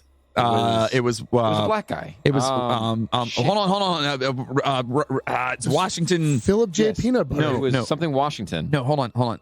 I got this. I can remember this. It's No, who? you're not even close. Fucking hell. on. 1895. Uh-huh. Actually, it was in the United States. Dr. John Harvey Kellogg of the cereal fame invented a version of peanut butter in 1895. And it is believed that a St. Louis physician may have developed a version of peanut butter as a protein substitute for his older patients. I who got had you a poor protein teeth substitute. And Wasn't it like fucking like something like Robert? It's like Hoover, Washington, or something like that. John No, J. it's Peanut butter. fucking, you literally. Oh my God! Everyone right now is Gonna like piss me screaming off. at us right now, like "Shut the fuck up and move on!" Or they're actually yelling at us like who it actually is. George Washington Carver. That's what I said. But contrary to popular belief, he did not invent peanut butter. He invented other uses of peanuts. Oh, And Like peanut butter. Timmy. him and Timmy got along way. Him and Timmy were friends. It was All right. Marcellus Gilmore Edson. What the? What the fucking word is this now? Who are we talking about here? Yeah, who? 1884, Marcellus Gilmore Edson of Canada patented peanut paste. The Yes. finished product from milling roasted peanuts between two heated surfaces. But it was not butter. It was a paste. Same goddamn thing. It's a totally different. Yeah, what is paste Texture. just thicker? Is that what makes it a Thicker than a paste and Snicker. not a butter? Because technically, it's not butter either, is it? I Because mean- butter is. It's, anyway, fucking holy derail. No, So that's what it's the fucking Canadian guy who invented peanut butter paste. That's what they call it back to. Oh, actually, peanut butter can be traced back to as early as the Aztecs and the Incas. Yes. So then, yes, Timmy probably did have it. Could have been jerking off with Aztec peanut butter. Timmy, that's actually a family heirloom. Can you please stop jerking off with the peanut butter? Yeah, grandfather got that on his journeys. Oh yeah, Why is all right. the dog always with him? Grandpa taught me how to do this. How do you think I learned how to use it? Ugh. Come here, Muffy. Anyway, we've discussed other asylums and things dealing We with them, have, so we yes. won't get into the fact that most of the patients were horribly misdiagnosed due to little to no understanding of mental health until relatively recently. And we all know that. We've Maybe talked about this. Couple of They them. were all the most. A few. Some of the treatments used range from barbaric, of course, and Yeah. esoteric to just plain fucking crazy. And we've discussed those. Please go back to pretty much every episode we've done on those. Yes. One of those crazy ass ones was called rotational therapy. Oh, this is a good one. This is a good one. Charles Darwin's grandfather. Logan, who is Charles Darwin? He's the guy who thought of Darwinism, which is the study of evolution, Oh, yeah. and like the finch of the Galapagos and all those other things as well too. And isn't he the one that had an apple fall on his head? No. That was Isaac Newton, you dingus. No. That was that's Albert the guy that created the Einstein. Fig Newton. No. Yeah, that's the guy who created the fig Newton. It was Albert Einstein who got the apple dropped on his head. No, I really hope you're kidding. Albert Einstein is the guy who recreated the Frankenstein's monster, right? No. Einstein's monster. Einstein. That was something in his I fucked that up when I was fucking said that immediately. So Charles Darwin's grandfather, Erasmus Darwin. What a fucking name. That's good. I like it. Began using rotational therapy, which involves spinning a patient around and around on a chair or swing for up to an hour. Let's say you're not feeling well. Get in this chair. Yes, you spin me right round, baby, right round. Like a record, baby. Hey, they would sometimes be spun over 100 times per minute. Jesus. That's a long It's like the time. fucking Gravitron at the fair. Yeah, You it's stick like- to the wall. It's like that little thing in the fucking playground where you used to fucking get on and fall off of it. The merry-go-round. Yeah. No. You know what I'm talking about? Not a merry-go-round. It's the one where everyone would Is spin that it. not what it's called? I don't know. What it was. We called it painful, is what we called Yeah, it. you get one dude would just run as fast as he can and spin everybody and then jump on and everyone would be like, ah! Yeah, hanging on. My kids love that fucking You ever see thing. the video where like somebody put their Their crotch rocket wheel up yeah, there? they put the crotch rocket wheel Oh, on it, yeah. and that kid was like, and it Yep, flew and it off. fucking flew off. Oh my I hope that kid is okay. Obviously, this would create issues for the patient. Probably not any smarter. Yeah, well, many would get sick and vomit. Shocker. Yeah. Most would become very upset and distraught while becoming severely disoriented.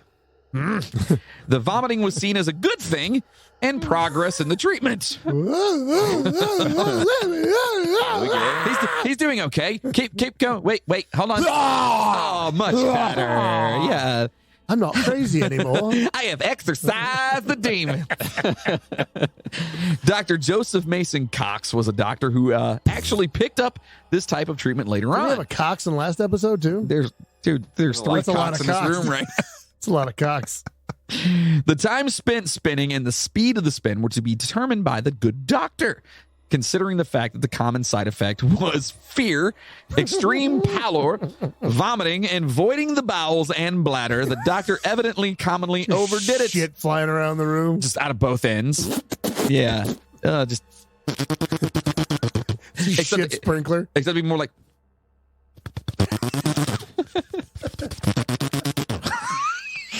What the fuck is wrong with you? everything.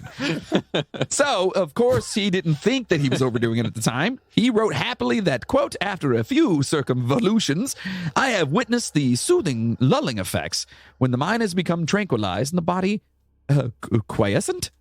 Quiescent? Sure. Sure. Yeah, So in other words- because you shit yourself, Yeah. you pissed yourself, and you threw up, so your No. body's just And then like, passed out in a fucking Whoa. corner. They're high off of Quaaludes, dude. What? That's what quiescent means. You got those Quaaludes, man. It's true that after being spun until fluid leaves the body via every available orifice, most people have had the fight taken out of them and are ready for a fucking nap. There is one positive side effect of this kind of rampant torture of the insane. Scientists started noticing that vertigo has visual effects and used the chairs to study them. These rotating chairs mark the beginning of a lot of visual and mental experiments done on perception. Okay, so at least there's something good came out of that. You know what I mean? Yes. Holy shit. I guess the janitor had a job. There's that. Just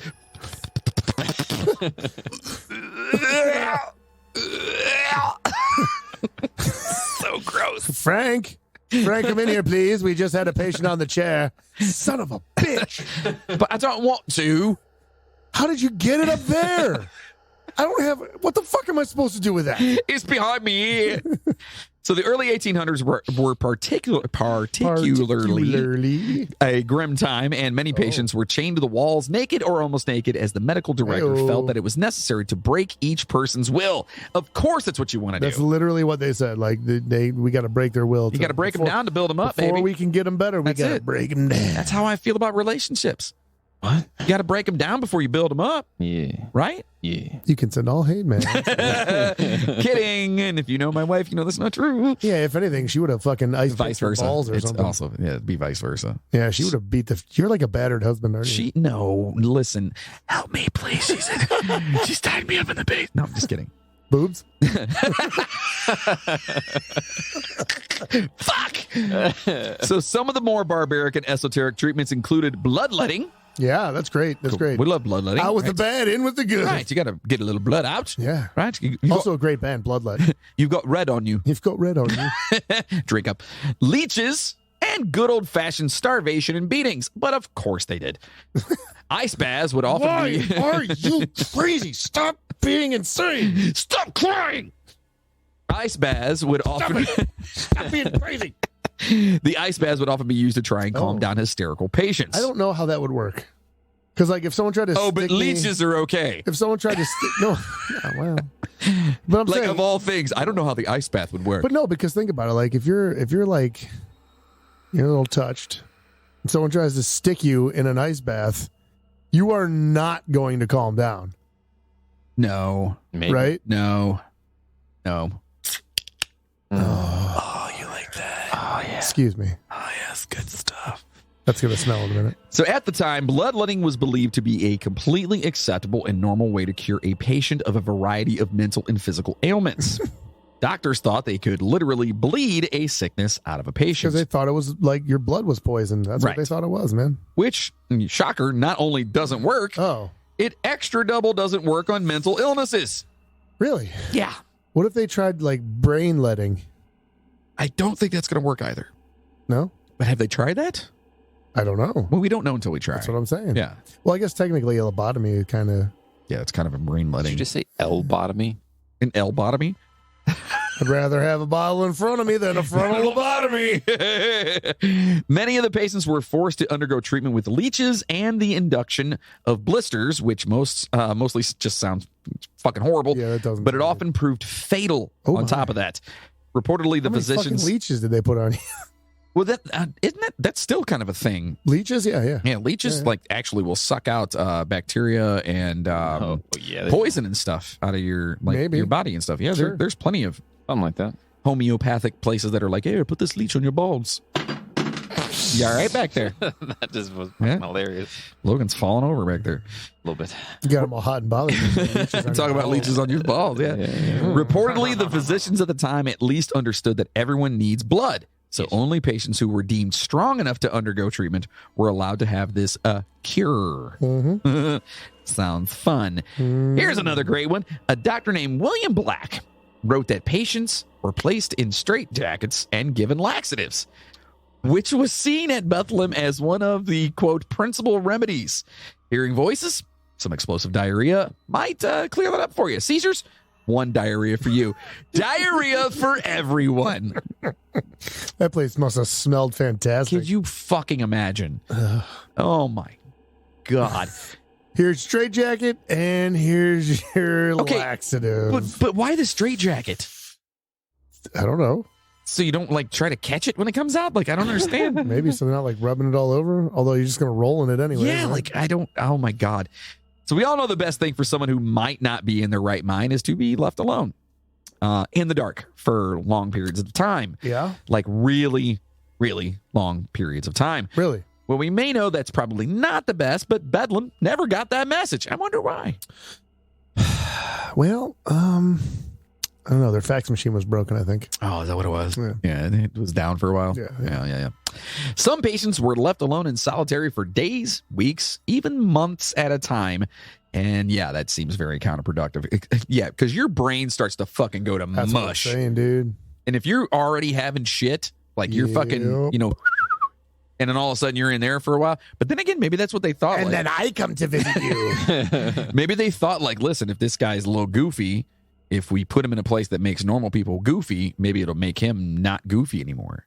Because they didn't, let's talk about science back then, you know what I mean? So maybe that's what they were thinking. I don't know. I don't know. It seems logical to me. Sure. Kind of. I honestly, yeah, I guess they could think that. Who knows?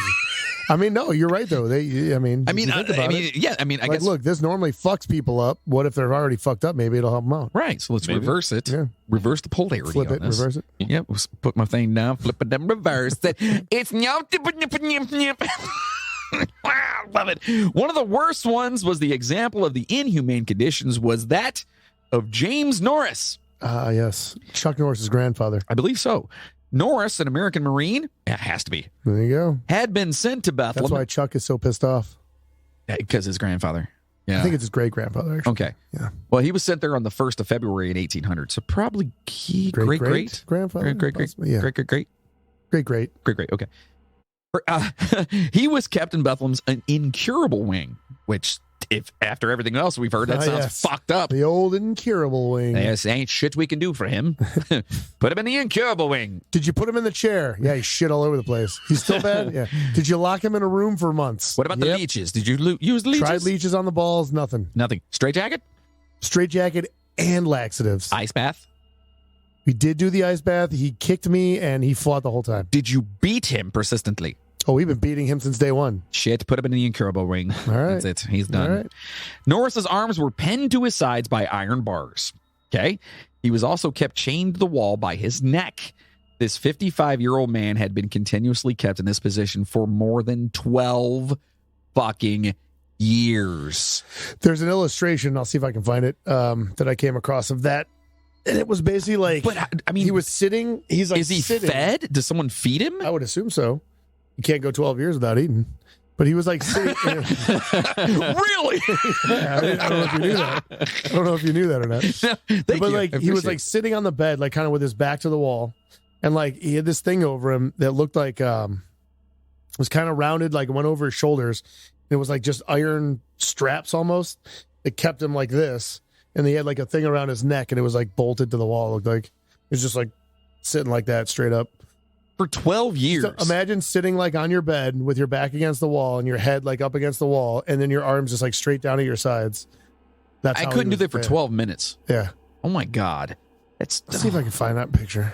dude, then that's why Chuck Norris is pissed, dude. I know, man. Mm-hmm. So the apathy of families abandoning their relatives to a hellish existence in Bethlehem led to a new form of exploitation. From the 1700s to the 1800s, there was a marked increase in the dissection of bodies to learn more about human anatomy. But of course there was. That's what they did back then, right? Yeah, absolutely. I mean, what were those guys' name? What's his name? Hare and... Oh, the two guys that like would find the bodies and shit. They would dig up bodies and they started killing people so they could Yeah. give them to the medical community and shit. Correct. Yeah. Correct. Yes. That is correct, sir. What the fuck was the other guy's name? It's Hare and... Something Frankenstein, right? No. What? Einstein. Kind of. it was Einstein, dummy. It was Hare and Einstein.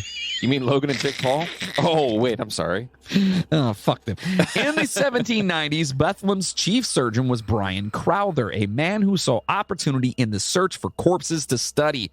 Crowther would dissect Bethlehem's dead patients in the name of medical science, believing that he would be able to find a difference in the brains of his mentally ill patients compared to a normal person. You know, Abby. Abby Normal. Eagle. What was the name on again? Abby Normal. Abby something. Abby what? Abby Normal. You gave me. God, I love that movie so much. Anyway, I'm so sorry. So, of course, he did these operations without any kind of consent or legal right. Right? Of course he did. Absolutely, yeah. No, he Because did. it's all in the name of science. He was a dick. It's poetry in motion. Boo, boo, boo. One of the best ways to sum up the reasoning behind this torture is to let you know from the man who was behind the worst of it. John Haslam, and that name sounds really fucking familiar to me. Yeah, because our Browns owner is Jimmy Haslam. Oh my God. Is this his like great-great-grandfather? Probably. Which would explain a lot, to be honest with you. Maybe. By the way, it was Burke and Hare. Burke and Hare. There it is. Thank you. Not Birkenstock. Burke and Hare. Not Burke Front Lake Airport, right? Airport. Burke Front. Burke Jihad Muhammad. No, I don't know. That's from a movie as well. Please don't get mad at me. That's from a movie. I swear to God it is. So John Is that has Team America? Yeah, Team America. Yeah. Go watch that and you'll understand. Please, I'm not trying to make fun of it. Anyway, I'm going to keep going. John Haslam was one of the most sinister figures in the history of Bethlehem. And it was while he was while he was the head of management that the institution sunk to a new low in depravity. Ooh. While Brian Crowther was conducting illegal dissections as chief surgeon, Haslam used to play 5-finger death punch records Wow. for Seriously. all of his patients. What a piece of shit. That's Makes sense why they horrible. all- You know what else, though? I didn't put it in here. That is so horrible. I didn't put it in here because I didn't want to like traumatize too many people. Yeah. But also, I guess for the really bad ones, Oh my he God. would play Nickelback. Oh God. Yeah. Dude, I don't. Am I insane for liking both of those? Yes, you are. Look at his photograph. Every time You ever see that one where it's like, it just goes, look at this graph, and it's just him with a graph? It's so funny. And of course, that's not true. Oh. Sons of bitches. Oh. Anyway, while Brian Crowther was doing all this stuff, Haslam used various tortures against the patients. So before they went to go see he was adamant that the first step to curing the patients was breaking their wills first, Yeah, like there it we is. That's what talked about. yeah. So yeah, they figured, fuck them, break their will, and they'll be fine. So that sounds fucking horrible, deplorable even. Oftentimes, patients would lack even basic amenities for living. That includes proper clothing and food. You know, unless you consider a straitjacket. It does say jacket in the name. It is. I mean, it might have kept him warm. I don't know. I never even thought about that before. Yeah. But for some reason, I see in my head they have a straitjacket on, but then nothing No below the pants. waist. Yeah. Yeah, and they're just shitting all over themselves. Yeah, that's kind of what I was getting out of it, Just too. everywhere. Yeah. There's that strap that goes through, like, in between the legs, so, like, your shit would just be flying out everywhere. Oh my God. Wonder if you could like aim it. I would be trying. Just bend over and be like, watch this. Just hold it in as long as you could and just be like, come here for a second. Look. And anyways, a Can you moment from adjust our the strap sponsors. for me? No, wait. Bill, come here. Timmy's jerking off with the peanut butter. Watch this. Right in his eye. You get one of the orderlies to try to fasten your strap right. You're like, the strap's messed up. As soon as he reaches down there. Just blow it out. Oh my God. It's so gross. It's a gross episode. God. Ugh. To make things even worse for the patients, from approximately the early 1600s until 1770, the public was able to go for a wander through Bedlam. So you could just walk through Bedlam. You could. You could. Yeah. Just walk just go ahead and walk right through. Money was collected as entrance fees, and it was hoped that seeing the crazy people would make people feel sufficiently compassionate that they would donate funds to the hospital. Okay, well, I kind of understand where they're coming from. Yeah. You know, another reason for this was that they hoped it would attract the families of these patients, and that they would bring those patients food and clothing and other things they needed to the hospital, or so the hospital would not have to provide them. That's kind of fucked up. Yep. It's like, if you happen to see your daughter or son, please provide something because you left them here like 25 years ago and they need it and we're broke. So Pretty much. looking at you, Phil. Okay. Your son shit on me today, by the way. I've been shat on 7 times. And if that's not bad enough, how about the mass graves? Oh, sounds fun.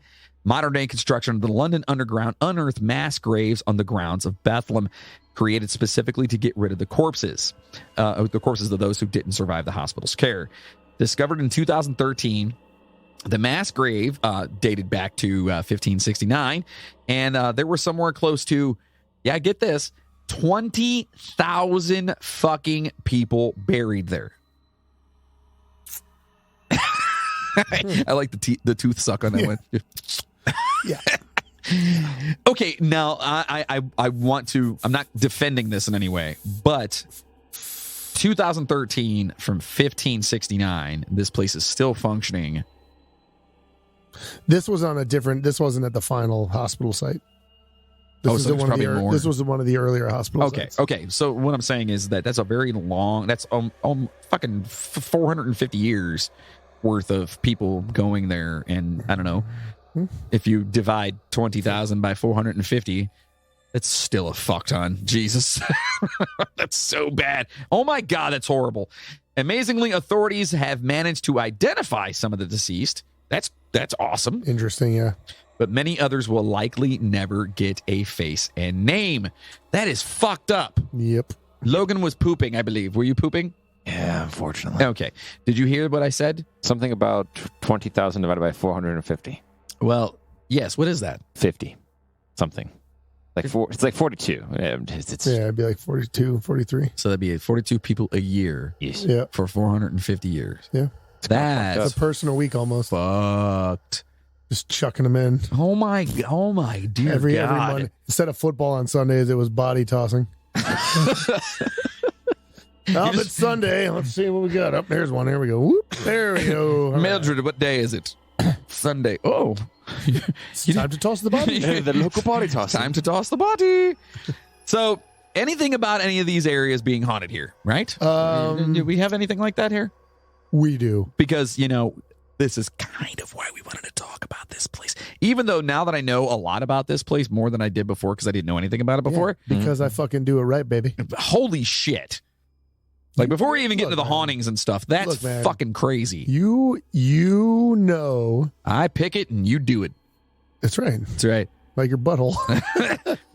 I pick it and you eat it? Is that how that works? Nope, I do it. Ew. I don't know. What? Ugh. No, man, it was not without my straitjacket. That's the thing, though, man. You like stuff like this. It's fucking 800 years old. There's gonna be a lot of history, Yeah. And we love our history. It's a lot. We do. To be honest, I'm fascinated by it. We like it. Yeah. Also, I did find out. Your car's haunted? No, my car. This is one of those episodes that when I was looking at information, there was 3 really good sources, right? Which is where most of it came from, and then every other thing I looked at just pulled from those sources, and it was I'm okay, read that one already, read that, and then I just for the fuck of it, I always double check Wikipedia just to see if there's something I can follow up on. Literally, at least 4 sections on Wikipedia were literally just word for word from one of the articles that I was coming out of anyways. I'm just so did one, do you think the article actually took it from Wikipedia or vice versa? No. Because it was it was the one was a BBC article. Oh, boy. And I'm pretty sure the BBC is not going to be fucking taking shit from Wikipedia. I love the Bibic. And there was another one that was a British, British history something or other.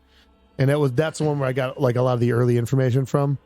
And I don't think they would have taken it from, And I mean, there was actually the one. I mean, the British take something because they have the the notations where you can see where they got the information from, right? And a lot of them said from they were notated from the one article I was reading. Well, I'm interested in the haunting part. No, there's I found a couple of cool stories. I found a couple of them. So we do have some of that. Although the first few sites have long been transformed into other things. The girls that happened there.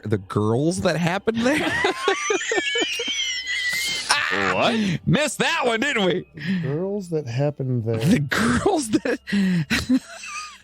girls that happened there could have left tons of negative juju. I mean, there were a lot of women there. Okay, so let's talk about some of these girls. I got nothing, dude. All right, so these are actual stories about this place here, and they're haunted stories. So I hope you guys are. It's almost Halloween, so therefore, should I English accent or should it get to spooky? Both. An English spooky? Yes. Right. I think you should read it in my voice. So, quote, the Liverpool Street Underground Station was opened in February of 1874 on the site of the original Bedlam Hospital. Former patients haunt this busy section of the London Underground. One compelling sighting happened in the summer of 2000. Ooh, that's recent. Yeah. A line controller spotted something strange on the CCTV camera that he was monitoring that showed the Liverpool station. And by the way, CCTV stands for closed caption television. That's not what I was going. Oh, sorry. And no, it doesn't anyways. Correct, you're right.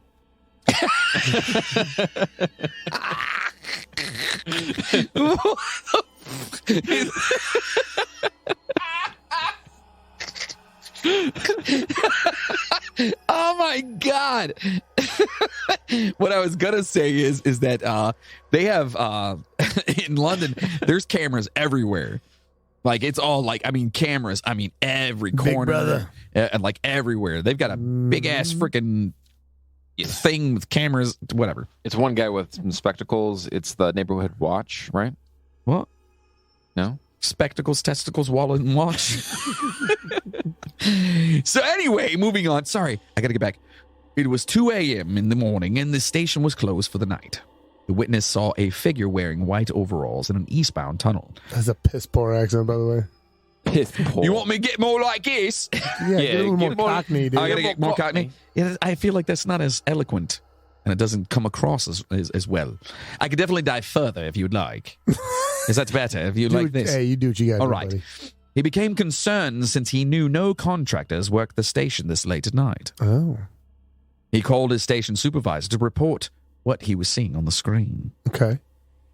The supervisor went to investigate. The line controller watched as the supervisor stood nearby this mysterious figure. Oh. So he was confused when his supervisor called to say he had not seen any figure. The line controller told his boss that the figure had stood so close to him that he could have reached out and touched it. Hearing this, the supervisor continued to search for the figure. Mm. Again, the line controller saw the figure walk right past his boss on the screen. But again, his boss did not see the figure. Interesting. The supervisor, finally giving up, went to leave the station. But as he did so, he spotted white overalls placed on a bench that he had passed before. Oh, my. He stated that they could not have been placed there without him seeing who had done it. Oh, boy. Even before the Liverpool station was built, the area where the hospital stood was considered haunted. Between 1715 and 1812, many... Oh, wait, are we done with that part? No. Oh. It's still the same thing. Oh, okay, good. Many... Fuck. Jesus. Many witnesses reported to hearing a female voice crying and screaming. It is believed that this is a former patient from Bedlam. Oh. Rebecca Griffins was buried in the area while alive. She always frantically clutched a coin in her hand. Witnesses stated they hear her asking, "Where here your halfpenny is?" What? Where her penny is. Halfpenny. Asking where her A penny? halfpenny is? Is that what they call like a is that what did you call that thing earlier? The shilling? Is that what a shilling is? Is a half a penny? I don't fucking know, dude. Fucking hell. Do I look British to you? No. Yes. So anyway, that's pretty crazy, right? It So the is. following comes from the old building that was turned into the Imperial War Museum. So this is the original building. Or is this the second This building? is the third building. The fourth. I thought the third building was the main building that's still intact now. No, that's the fourth building. Son of a fuck. Okay. So this is the third one. Yes, I believe so. Okay. Correct. It is said that to this day, the specters of those who suffered in Bedlam still roam the hallways and rattle their chains in remembered anguish. Oof. During the Second World War, a detachment of the Women's Auxiliary Air Force was stationed inside the Imperial War Museum with barrage balloons. Much of the museum has parts that date back to Bedlam and isn't hard to imagine them as cells full of the damned inmates, right? Mm-hmm. I mean, if you think about it, this fucking place is old as shit. Those- It's gone through so much. Those damned inmates. But I'm saying, like, it's going through, I mean, holy shit, dude, 800 years. It's gone through fucking everything. It's seen some stuff, man, and some things. I've seen some shit. Many of the young girls who were garrisoned inside had never heard of the building's sordid past, so had no reason to fear it. Yet soon complaints began to flood in as during the night, many found they could not sleep, kept up by a strange moaning and the rattling of chains. Is that a good chain noise? No. Or was the moaning like,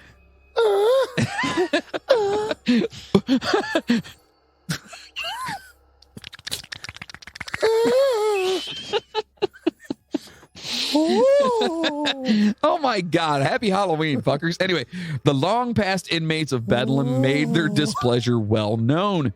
So it probably wasn't a good moaning. Sounds like, yeah. Eventually, the complaints became so bad the entire detachment had to be rehoused nearby. oh my. Possibly the most famous ghost of Bedlam is the sad specter of poor Rebecca. At a merchant's house by London Bridge lived a lovely young girl by the name of Rebecca. She fell head over heels in love with a handsome young Indian man who had come to lodge with the family. So besotted was she that when he packed up his bags to return to India, she was shocked that he hadn't loved her quite nearly as much as she loved him. She helped him to pack his things, hoping all the while that he would change his mind and agree to stay. But all she received was a gold sovereign that he slipped into her hand before leaving forever.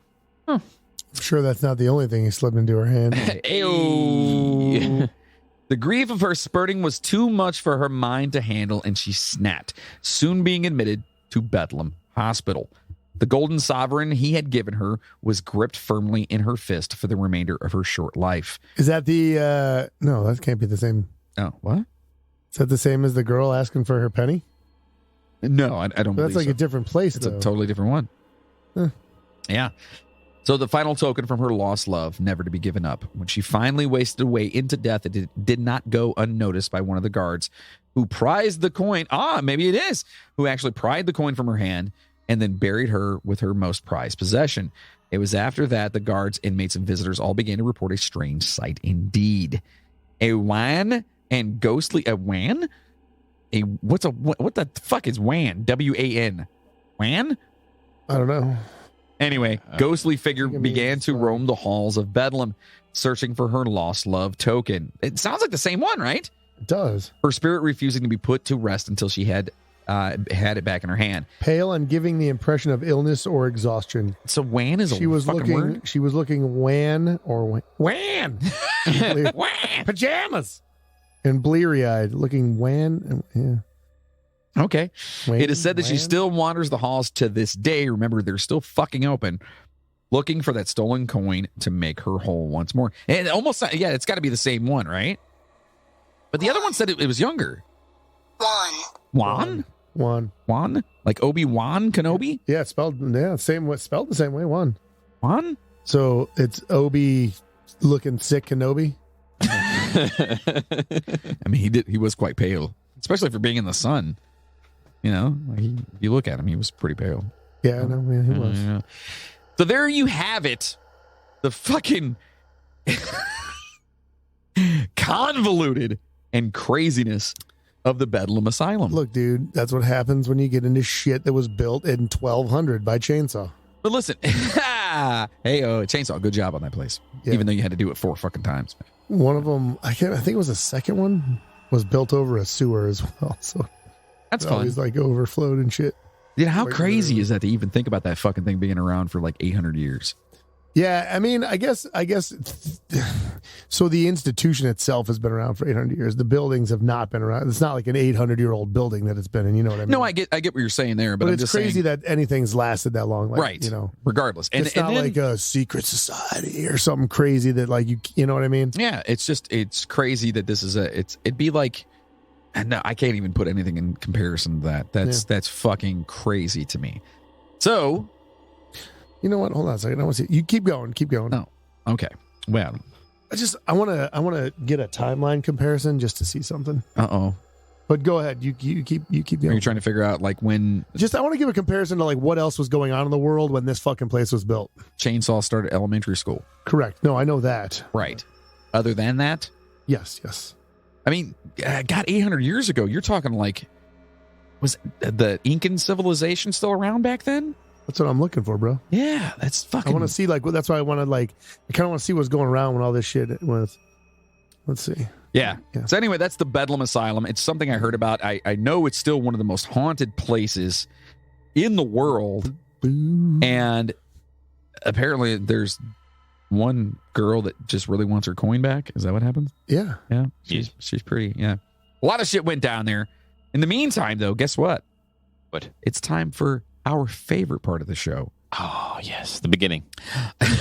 It's time for the movie. I'm not even in the right. Oh wait, I wasn't in the right spot. There we go. And now, boys and girls, See how I held that out? Yeah, that's it. the movie review. Which top 10 movies will make the cut today? All right. So guess what? We're talking about British horror movies, Yes. right? Like London-based horror movies. London. London. Can you name that movie? What? England. No? I think You just said a word. You want to hear something crazy? it's Black Knight with Martin Lawrence. Do you know what the world's population is right now? Like 7.8 billion, right? I don't know. I'm asking. It's got to be something like that. Why? All right.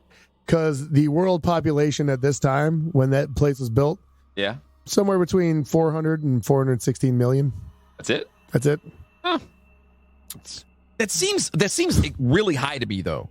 That seems like extraordinarily high to me. You realize there's 373 million people in the United Oh, hold on a States of second. America. Hold on. Wait. Say that again. 400 400 to million. 416 million. Oh, yeah. See, my mind just kind of like put together billion with million. Yeah. I'm stupid. Go ahead. It's all good. Oh, that's good. Keep going. Yeah, okay. So If anyway, I find anything else, thank you. Thanks. So we're going to be talking about some British horror movies here, Ooh, right? Very nice. Very nice. In fact, it's the top 10 British horror movies you need to watch, considering that we are coming up on Halloween, and hopefully you guys are watching your horror movies. I actually watched the Quiet Place 2. Oh, how was that? Predictable, but good. Okay. Yeah, but good. Okay. Yeah. And the whole movie was predictable, the first one and the second one. Yeah, I mean, it was predictable, but it was good. I liked it. I thought it was very cool. I'm, I try to watch at least one horror movie a night, but yet my wife absolutely hates it. So I had to watch, this is hilarious. I had to watch a funny movie beforehand because, again, no horror movies for Grace. So we watched Vacation Friends with John Cena. Is that the one where he's a drug dealer? No. Okay, then I have no idea what you're talking It about. is fucking hilarious. So I highly recommend that one. Go watch that one. Real quick. Yeah. So this was built like 1240 something, right? Is when it was built? You want me to rewind it and find out? No, I mean, no, but it was like around 1240. Yeah, because it was 1247. Okay. 20 years prior to this being built, Genghis Khan died. What? Like legit? Genghis Khan died in 1227. Did you know? So 20 years later, they built this fucking building. By the way, that Fucking crazy. Genghis Khan's lineage, Yeah, everyone has it. it pretty much extends to like the entire Yeah. Yes. fucking population. Yes. That's fucking. Think about that. That dude laid so much dick. Yeah. Holy shit! He must have been tired. I mean, like that's insane. Anyway. Yeah, so this place was built 20 years after. It's actually pronounced Genghis Khan. Chengiz? Yeah, it's pronounced like Chenghis or Chenghis. Chengiz Khan, right?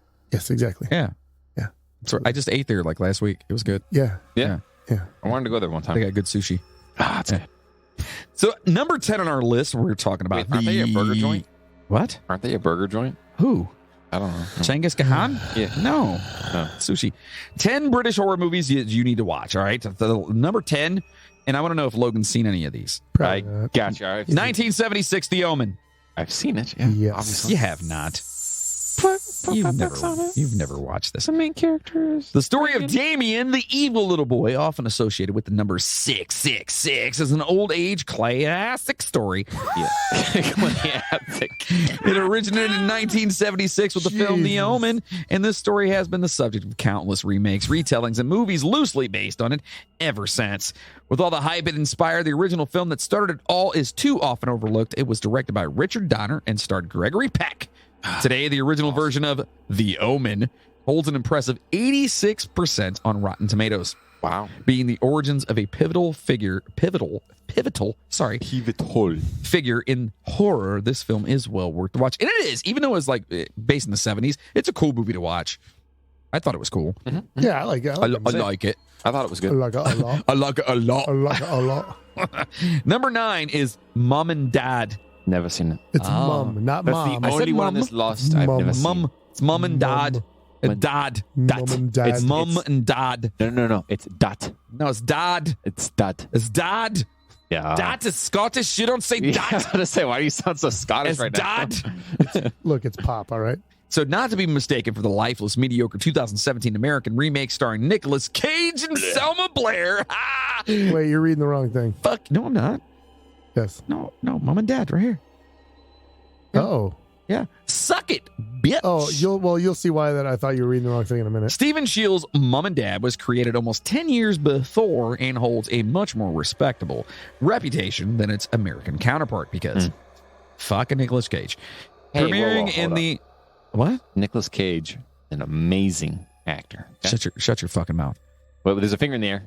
What? What's up? What'd you find? Uh-oh. Oh. Louise either has to poop or he found something. No, I did find something. And you have to poop.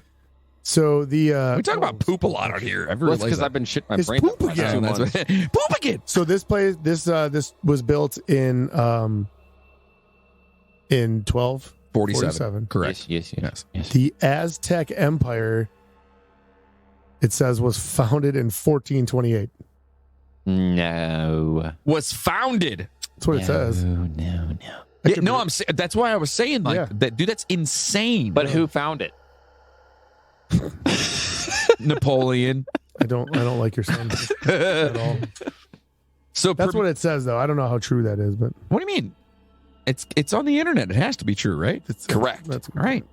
So premiering in the London Fright Fest Film Festival, Mum and Dad is the story of Lena, an airport cleaner who was forced to stay with her colleague after finding herself stranded one night after work. You mean colleague? Or collie as in the dog? I said colleague. Okay, just trying to make sure. What the fuck? I heard collie. I'm sorry. A collie like Lassie? Yes. No. Oh, okay. Kalima. That'd be even greater. Kalima. That'd be amazing if she had to stay with her dog afterwards. Right. Like no. So the film is dark and it has a dark and twisty story, being pegged as a slasher, but at its core, it's a little too complex to be just a slasher. I've never seen this one. Wow. I may have to give that a chance. You have not seen the movie. Mom and Dad. Mum und Dad. No, that's German. That's the German version. Und Dad. Mother und Vater. Sie Mutter und Vater. I've seen this movie. It's great. It's called Mustache and Dad. What's the mustache? He comes out.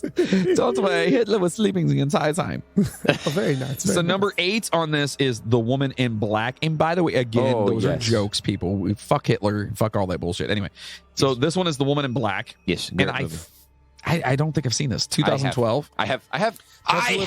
He's actually seen one. with Harry Potter. Hey, I've seen 2 on this It looks list, like and it. we're on number 3. That's the one all that right? Harry Potter played in, I think. You did not see that first one. Yes, I did. Which I have one? seen The Omen. No, you have not. Did you see the remake Omen or the actual Omen? Right. Now we're splitting hairs. See?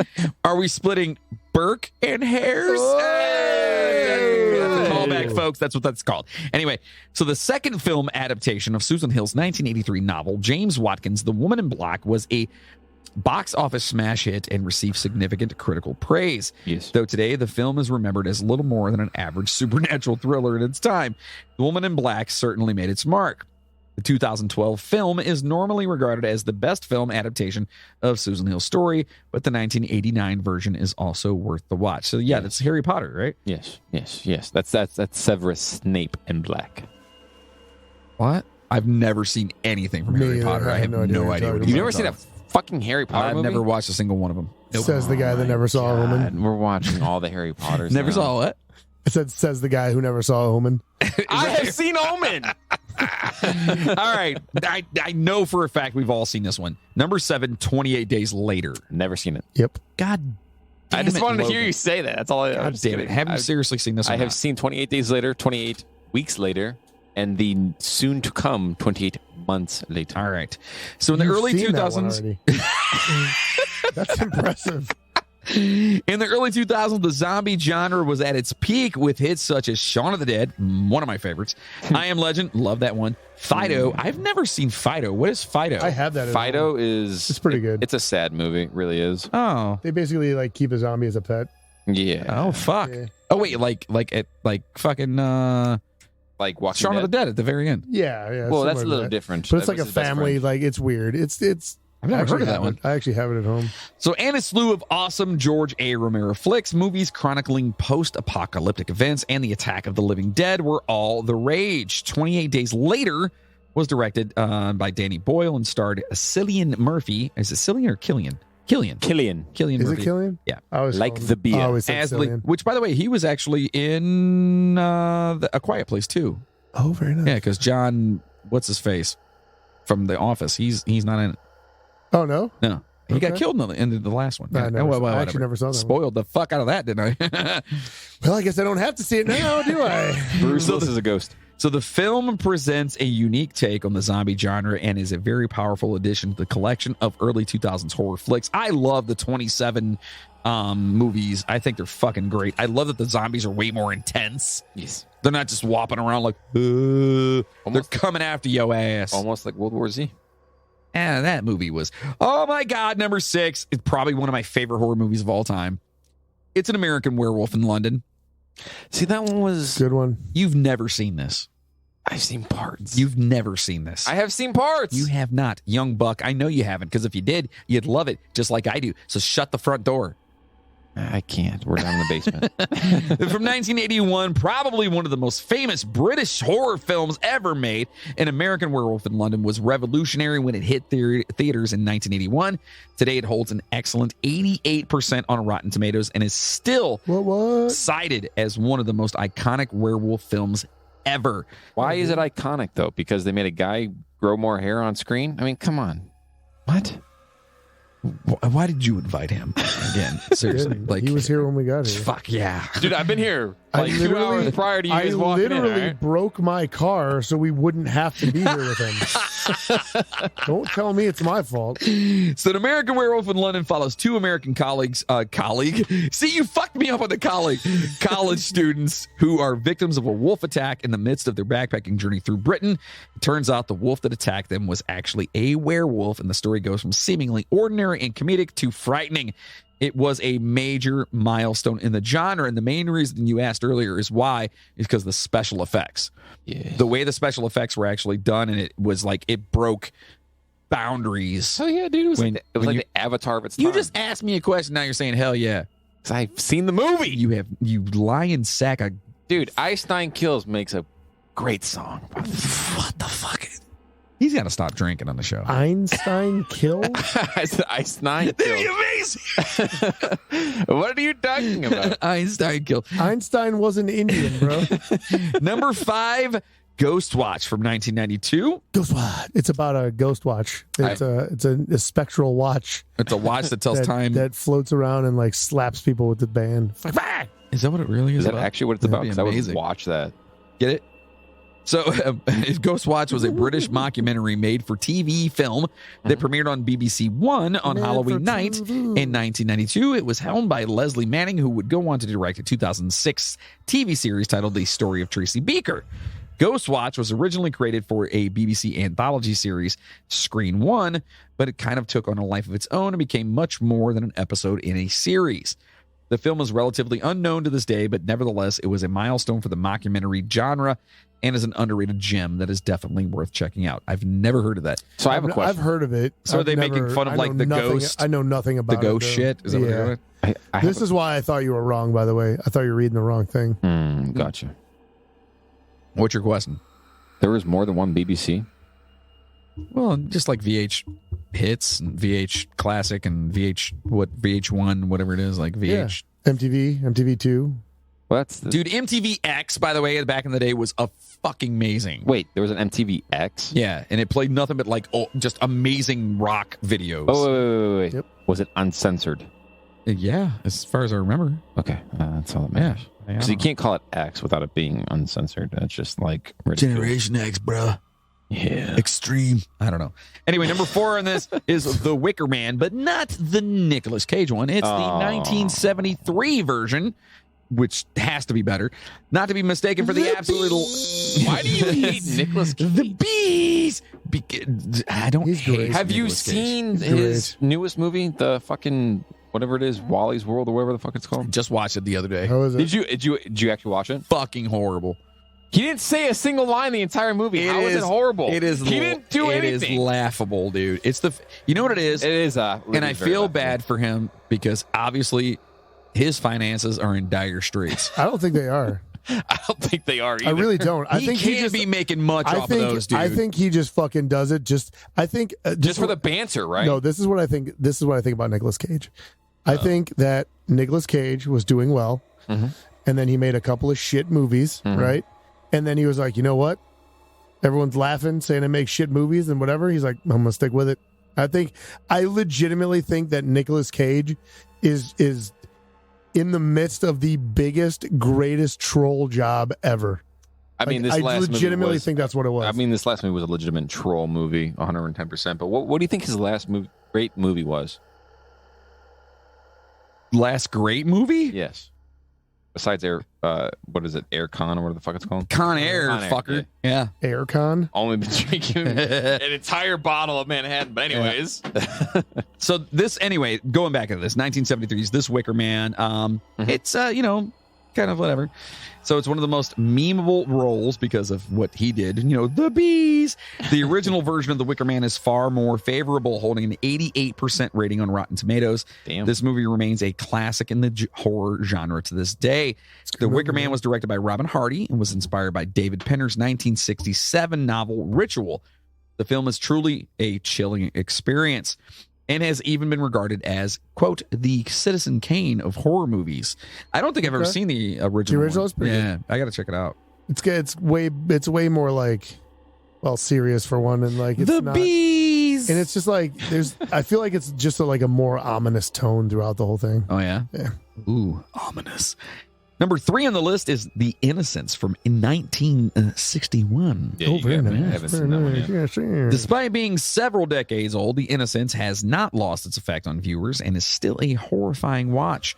It's based on Henry James' classic horror novella, The Turn of the Screw, and is a psychological thriller bound to put you through some twisted mind games. Very nice. Yeah.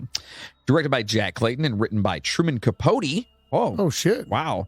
And William Archibald. The Innocents is about a governess who is responsible for watching over 2 young children and soon begins to suspect that their enormous estate is haunted by ghosts and the children are being possessed. Yeah. It's the most haunted place ever. I've never heard of that one either. Me either. That's crazy. This one, number 2, the Children from 2008. Okay. Have you seen this one? No, but I assume it's about children. What makes you think that? The picture. Oh, yeah, because the kids. Okay. Yeah. It could be called The Kids Could be. or about kids. Maybe. I mean, just because it's called The Children. I think it's actually called You Crazy Kids. You crazy kids. This obscure horror film boasts gray, gloomy winter setting as the backdrop for the slow unraveling of some frightening events. It follows the story of a family who decides to spend Christmas together at a very isolated cabin. Quickly, the kids begin to fall ill, and what the adults at first believed to be nothing more than a stomach flu turns out to be a completely sinister disease that causes the kids to turn on their parents. Holy They turn into shit. fucking zombies? I think I may have seen this movie actually. So the kids turn into fucking zombies? I think I may have seen this movie. So this is quite the concept, and it's one that the Children executes quite well. It's an unnerving, dark, and very well-written film that is too often overlooked. I've never seen this, and I have to watch this. I legitimately think I may have seen this movie actually, and if it's what I think it is, it's pretty good. So they literally like turn into like little zombies? Is that what happens? I can't remember. I know they just kind of like start going crazy. Oh boy. If it's what I'm thinking, I can't remember exactly, but like it's been a long time since I saw it. I remember. Okay. I'm pretty sure I've seen that movie though. Huh. Well, number 1 on our list is Ghost Stories. Number 1. Number 5. This is this is Ghost Stories from 2017. BBC Sherlock alumni Martin Freeman stars in this witty, unsettling, and darkly humorous, partially mockumentary. Ghost Stories, and this is the second mockumentary we've had on here. And wasn't the other one called Ghost Story? Wait, No, that was Ghost. What the fuck? Ghost Channel or Ghost Watch. Ghost Watch? Okay. Ghost Stories is an anthology-style movie that is led by a character named Philip Goodman, a professor and self-proclaimed skeptic. Philip! Phil! Anyway, Jesus, I'm trying to fucking tell a story. A professor and self-proclaimed skeptic on all things supernatural. The film was written and directed by Jeremy Dyson and Andy Nyman, who based it off of their own 2010 stage play. Ghost Stories is told partly from the perspectives of an off-screen camera crew who follow Philip Goodman around as he embarks on multiple journeys and interviews in attempt to debunk fraudulent psychics and the like. All right, so I get that. That'd be fun. Yeah. It says the film is simple but utterly unnerving and satisfying, and it even comes with a compelling twist ending. That's number 1 Ooh, twist ending, huh? for your movies this week. Yeah, it's not bad. Some good movies on that list. From London. That is the most annoying. I got to stop doing that. That's so annoying. I don't want to do that anymore. I'm annoying myself with that. Anyway, I think that I'm going to have to watch a couple of those, especially the original Wicker Man. Yeah, it's good. It's good. Because I did not like the Nicolas Cage version. I So enjoyed bad. it. Did you? So bad. It's no bueno. It's not bad, but it's not good. Like it's just like right there. It's one of those movies that's like funny to watch just because it's so fucking stupid. It's bad. That's Yes. how I felt about Yes. that one where he's Willy's in the, Wonderland. Oh my god, dude! It was so stupid. Dude, I got pissed off because Sid just kept laughing the entire time. I'm like, I'm trying to be serious with this because this is a very emotional movie. How can you possibly take Nicolas Cage locking himself into or someone locking him into basically a Chuck E. Cheese and drinking grape soda But it was caffeinated grape soda. every time he took a break and was like basically trying to he wanted to fuck that damn pinball machine. Oh, 100%. And then all of a sudden you saw an animated But you got to admit, his puppet acting, thing. his acting was so good in that. Yeah, because he didn't say a fucking word. Well, that was good acting. Especially for Nicolas Cage. Like he didn't say a fucking word. Anyway, I'm gonna tag Nicolas Cage in this fucking video when we post it. I hope you do. I hope I you do. totally do. Come at me, Nick. I ain't scared, bro. No. We want to talk to you. That's what I'm saying. Let's Yeah. talk. Yeah. That's what I meant. Let's discuss. Let's talk things. Chat. I would love to have a talk with him. Fuck yeah. I would love to have just to sit down with him and be like, dude, first and foremost, What are you doing? Raising Arizona, one of the best movies I've ever seen in my Absolutely. life. Love it. I loved Con Air. Yeah. I loved Gone in 60 Seconds. Not a fan. The of Nicolas that. Cage. Not a fan of that at all. Why? Yeah. That's a good like brainless, just kind of dumb action. Yeah. Whatever. It's just okay. Yeah, okay, so wait, hold on. What is literally your favorite Nick Cage movie? Oh, geez, I don't know. I guess Raising Arizona would definitely be up there. Oh, National Face Off is pretty good. Face Off's good. National Treasure was really good. I do Yeah, enjoy. I'm I not a do fan of enjoy those. National Treasure because it's another one that's just like It's not brainless. it's so over the top and just like. But what whatever, about man. The Rock? Rock Ooh, is you great. got me. Yep. The Rock's good, dude. The Rock is That's great. just a good ass But movie. you know why that was good? Because the main actor Sean Connery was Sean Connery, and it was right. just Sean Connery. He's like, if you'd like to come back here, He was in a movie. Rock. He was in a movie where he The was Rock. like a fucking ambulance driver. oh, dude, I know was that pretty movie. good, That was too. what the movie? fuck was that called? It was like they were late night shift guys. Yeah, and he was all fucked up. and Yeah, they were- yeah, and they end up flipping the fucking ambulance and shit. Yep. Oh my god, that was actually really good. Wait. They fucked in an ambulance? No, they flipped over an ambulance. He was an ambulance What's driver. that called? Yeah. What's that called? Was It's like Bring Night Out, Shift? Was it Bring Out Your Dead? Maybe Is it's that what it's called? that sounds familiar. I'm looking right now to see because I can't remember the name. Leaving Las Vegas. I forget it was in that. That was okay. If you're into that crappy sappy movie. I do. What about 8mm though? Oh, I forgot about that. What's 8mm? That's seriously, that's my favorite Cage movie, So I it's think. better than good. Gone in 60 Seconds.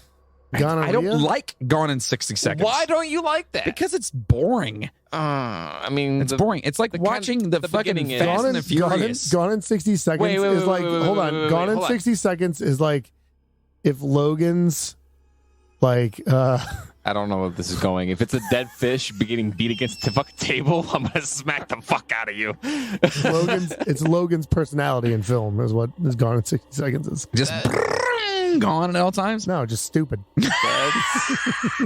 Ow. That kind of makes me upset. Stop it. Anyways, No. Dad, you have not seen a single Fast and Furious. You told me this. If you told me that you told- Right, because you- I've seen Gone in 60 Seconds. I don't need to see those. It's cars. They're running cars. Yeah, they're just fucking, mess. let's just get in a car, steal it, and Dad, go. we're gonna watch the first 3 chronological movies, and then you're gonna Of what? Gone in 6 or not Gone in 6 Seconds. Fast and No, I'm not doing that. You're The watching the first 3. Like the first one was mildly The entertaining. first one was No. decent. The second one. How about was this? kinda I have seen Mhm. Hobbs and Shaw. Which one had Ludacris in it? Does that make me funny. okay? A few of them. No, not at all. Why? Isn't that the Because one I where they haven't seen like Hobbs. It's The Rock and Yeah, and fucking and they, Jason like, Statham just they, like kicking the fight- shit out of they, each like, other the whole fight time. in Samoa Yeah. or something? But you get to see Vin Diesel and Yeah, The they Rock do in the that. first They go to Samoa Samoa battle. or whatever. Yeah. Yeah. Dude, that was actually entertaining. I didn't see because it. there was like I 0 haven't seen cars it. involved in it. Yeah. Yeah, I haven't seen it. And I'm a car guy. I'm not a freaking. I don't want to upset anybody. Not Rice that we- burner? You were gonna say rice burner, weren't you? No, why would I say that? That's a horrible you're an asshole. connotation. Most crotch rockets are named that though. No, stop. I'm not into those types of vehicles. Imports? Thank you. Okay, I'll use imports. There you What do go. you got against imports? I just He likes I don't like 'em. American. I don't like. You fucking racist. Fuck off. I like muscle cars, man. Like American made muscle You cars. like American cars that muscle. were made by rich white people. Aren't they all? Incorrect. No. No. Plymouth was not rich white people. They went bankrupt very quickly. No, what I'm saying is I like that old school because I know how to work on those cars. And Because you're American. because I grew up working on those cars. And and listen, oh my God, you guys are fucking pigeonholing me really hard here. No, if okay, name a car from, I don't know, China, Russia, Britain, anyone. Does Russia make cars? Hold on. Any of those that have made anything that's equivalent to like either an Olds 442 or a 72 Mach 1 or anything remotely close to that. Yugo. Well, hold on. What do you mean by? Thank you for that. What do you mean by those particular types of The cars? American muscle like cars. the horsepower or the design? The American muscle cars. Can we just were- be honest and just admit that the Germans make the best cars? Correct. I 100% agree with nowadays that. for sure? Even back then, those cars were No. fucking solid, dude. What are The you? Volkswagen Beetle has not changed in practically 90%. The original Volkswagen Beetle couldn't do 50 miles an hour, bro. But it still fucking went It had over like those- a go-kart engine in it. It had a little bit bigger than that. Hey Moody, Yeah. what happened to you today? Oh, since we're talking about cars, is that what Might as well segue into this. Are you going to kick me while I'm down? Is that what you're gonna do? yeah. Well, we talked about it earlier, and first and foremost, let's talk about the whole Freddy the Fox thing. Okay, first of all, that Fox can fuck off. He's my best friend. What are you talking about? Right. He So- got me banned from Facebook. Well, actually, Milo Because got you apparently, banned. Milo got you apparently, banned. it is not proper to threaten a puppet on Facebook. I got And why do you say that? because I said that I was going to fucking kill Freddy the Fox, Hey, man. and I got a 24-hour ban Just remember, because apparently, puppets are people too. they are. Okay. So, and then, That fox is getting. I'm gonna fuck that fox up. but why? It was Milo that it happened. So you're going after Freddy, though. It's his fault. It's 100% It's Freddy's fault. If he wouldn't have talked shit, this wouldn't have happened. Oof. Okay. And then what else happened today? My car broke on the way here. On the way here, Correct. what happened to your car? According to the blinking check engine light, it's a catastrophic engine failure of some sort. But hey, who came to pick you up? You Thanks. I did, and I stayed with you until You they did, showed and up. I appreciate that. Of course. Hey, I would have been there too, but And I what- was here getting things set up for the Why are show. you trying to make this about you, bro? Not everything's about you. I was here 2 hours. Yeah, just so saying. that was So I'm gonna, I don't have a car. My car's fucked. Hey, man, you could use the exercise. So you're having a rough day. Yeah, it's been one of those days. Rough day. Yeah. Rough day. Well, you're here. And this has been a Yeah, fucked but up I can't get fucking- home. We'll get you home, I promise. We could do It's- many more episodes. It's been a fucking crazy episode. And listen, passengers, we hope you Yeah, we're still going. enjoyed That's your crazy ride about with it. us on the Bedlam Asylum, aka the Bethlehem It's Mental. Bedlam. It's just dude, I cannot believe that place is still working. And I know it's not the same building or whatever, but It it's was built before the Aztec Empire came together. fucking crazy. Which is beyond, that's Fucking that crazy. in itself is a little absurd. And listen, 20 years after Genghis Khan died, that's fucking insane. and Chainsaw helped build it. Yeah, he's old. Well, that's to be expected. He's old. That dude's been a part of like legitimately everything. Yeah, he's old. He's just that fucking old. That dude. Chainsaw's like Forrest Gump, but like from the beginning of time. Correct. He was best friends with Jesus Christ. Yeah. Like, I mean, come on. And he farts dust. Yeah, just. Yeah. So listen, next week it is going to be Halloweeny coming up. Wait. So not only do we have a Halloween special kind of thing coming up, Wait, we do? because we're going on a fucking ghost hunt. Wait. Where's this ghost on at? What's going on with it? It is Up your butt. Around the tube and out your boob? I already got that one. around the. Say doesn't that even again. make Wait, sense. what? It's up your butt, around the corner, up your tube, Did- and out your boob. That doesn't make sense. All right. Out the titty and around the city. Here I am with full fitty. Come on. It's simple fucking middle You school. are not drinking that much booze ever again. What Those are actual lines that I learned in middle From school. what? From like fucking 40 other kids, dude. the shit are you talking about? Every time you're like, hey, I got a question, or What hey, kind I of- got something to show Wait you. a minute. They're like, What kind of school did you go to? public? Yeah, but was it like a special school? No. Well, how big was the bus you took to school? I guess is what I'm asking. It was normal size. Like I could fit like 30, 40 kids on it.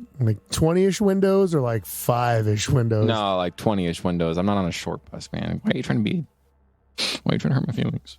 I'm just context is all. That's all. Gotcha. Okay. So next week, not only are we going like a week from this Saturday, Correct. Yep. Yes. we are going down to the Fairfield Asylum Yep. Yes. In Lancaster. in Lancaster. Lancaster. I'm getting so much beer on my way there and on the way Hey, you back. know who lives around that area? Yeah, we are. Pumpkin. Oh, Yeah. hey, Wait, Pumpkin. Yeah, she lives around there. Aw. She's in the C-bus. The Cebus. C-bus. Cabus. C-bus. So that's going to be happening. But also next week, our episode is going to be. That's right. We're going to get a This little. is John. John has been wanting to do this. I've been wanting to do this episode fucking episode since, for like, so day long. one. We're going to do the exorcism of Roland Doe. Ooh. And if you don't know who that is, it's literally. Well, okay.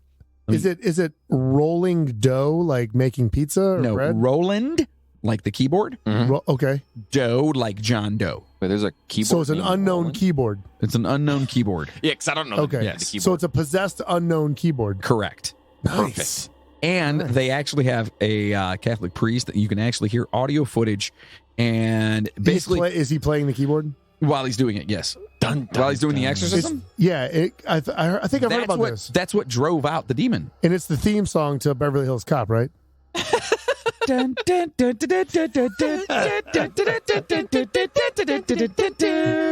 I can't take it anymore. I gotta get out of this guy. I'm going back to Bedlam. This is ridiculous.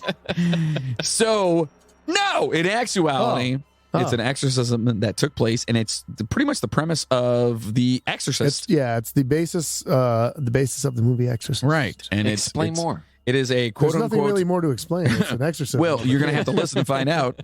It's a quote unquote true exorcism. Quote. And that's what they said. Unquote. Did that.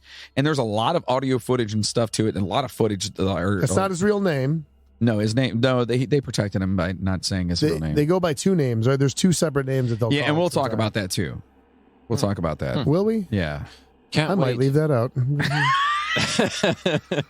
You feel better about yourself? I do. So anyway, we're going to be talking about that, and it's going to be talking awesome. about that. We're going to be talking about that the entire time. Not that I'm from Boston or nothing like that. Hey, Pa, what are we going to be talking about the entire time? You fucking mother, shut up. Hey, fuck, hey. That was a little uncalled for, okay? So anyway, make sure you're checking back here for that because it's going to be a so good much week. fun. It's gonna be It's a good gonna be a week. very And good today, week. today was one of those episodes where like some shit went down, and Moody and I started drinking before we even got here. So I think all that's what three of happened. us started We drinking before bought- all three showed up. We were sitting at a gas station and we bought a 12-pack and we're standing outside waiting for the tow truck driver drinking High Life. Yep, You're welcome, folks. and High Life. High life, come at me, bro. And guess what Logan was doing? Yeah, dude. Working while drinking a lot of alcohol. You weren't working. Working. Man, Most this likely, live stream next week is going to be most likely you were masturbating. Oh, partially. with peanut butter. Yes. Ooh.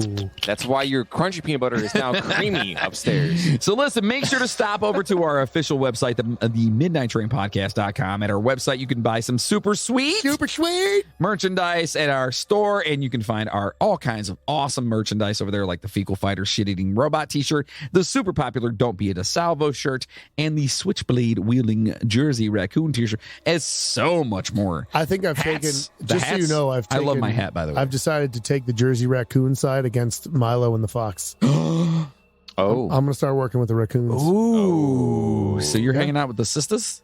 Yeah, Is that what whatever. you're doing? You taking Yeah. the sister side? Fuck yeah, dude. Oh, shit. Fuck that Fox. Well, after today, I can see why. That was rough. Yeah, kind of. It's a rough day. It's a rough day. So 24 hours, right? Milo. And listen, by the way, if you're not watching Milo's Midnight Menagerie on our YouTube channel, you're missing out. Is it Menagerie? Menagerie. Midnight Menagerie. Milo's Midnight Menagerie. It's pretty awesome. Menagerie. It's hilarious. So listen, Yeah? Moody, Yeah. after you broke down or whatnot, Yeah. did you feel dirty? Did you feel like you needed a shower? Yeah, I did. And when you did, and if you did take a shower, what kind of soap would you use? Currently, I'm using the cold brew cleanse from Dr. Squatch. Dr. Squatch soap. That's right, baby.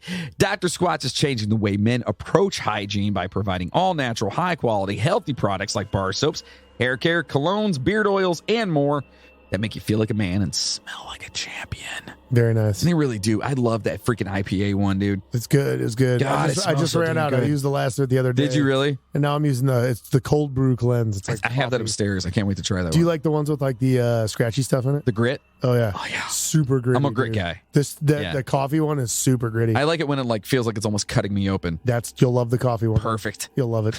I feel like I'm getting clean that I way. know, right? There's like chunks of actual coal in it. Yes. It's perfect. So clean.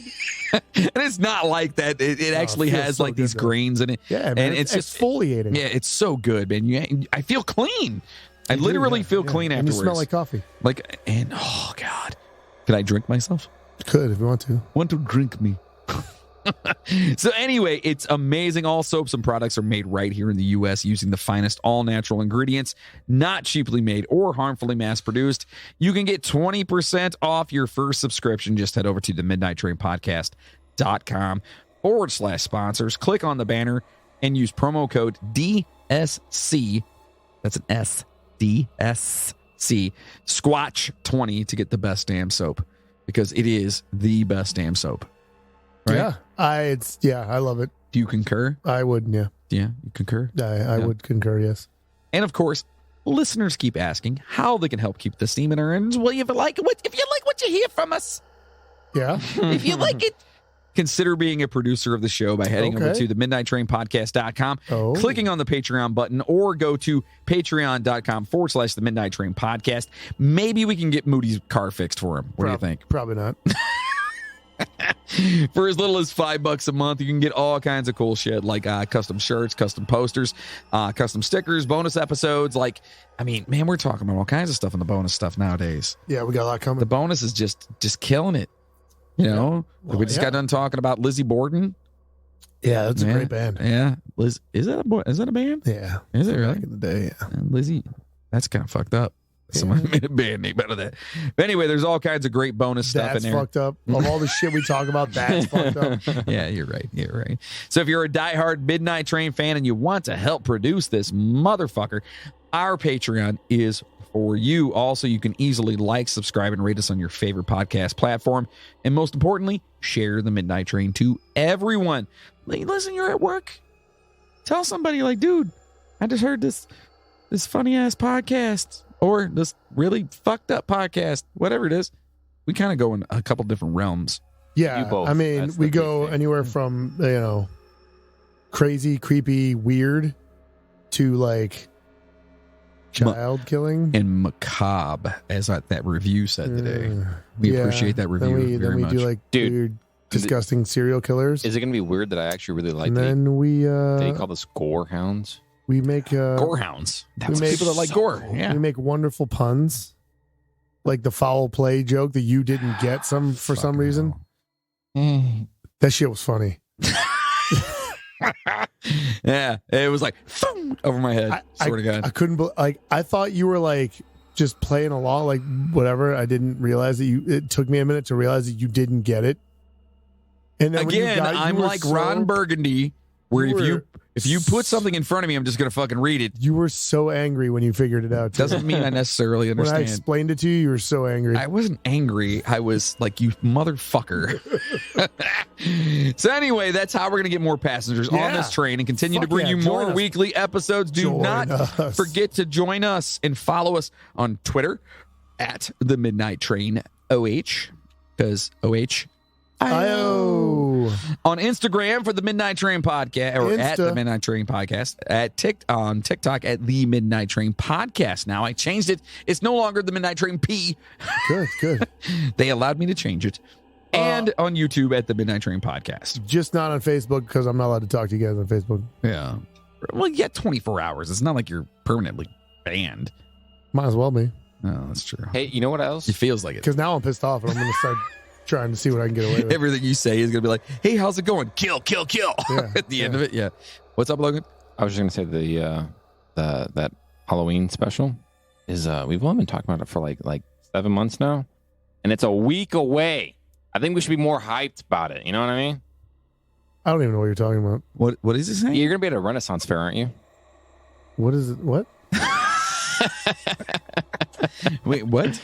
I said we should be more hyped about this. Yes, the ghost fucking tour, man. It's going to be Fairfield special, awesome, dude. We are You extremely can excited only about get this. it if you're a pooper. That's right. If you want to watch us go through the Fairfield Asylum And John John poop dead his and pants. or pee or poop his I'm pants. probably going to poop my pants. Yes. And it's not because I'm scared. It's just because IBS. That's all. It's combination. Drink Yeah, too that's- many different beers. Yeah, that's It's oh yeah. combination. And we're going to be lit during this fucking thing too, dude. Are we? 100%. Oh yeah. That's the whole point of this. Are they going to why- let us in there if we're that's all why- fucked up? Yeah, of course. I mean, because we can they're put on a persona, right? I mean, we do it on 100%. here.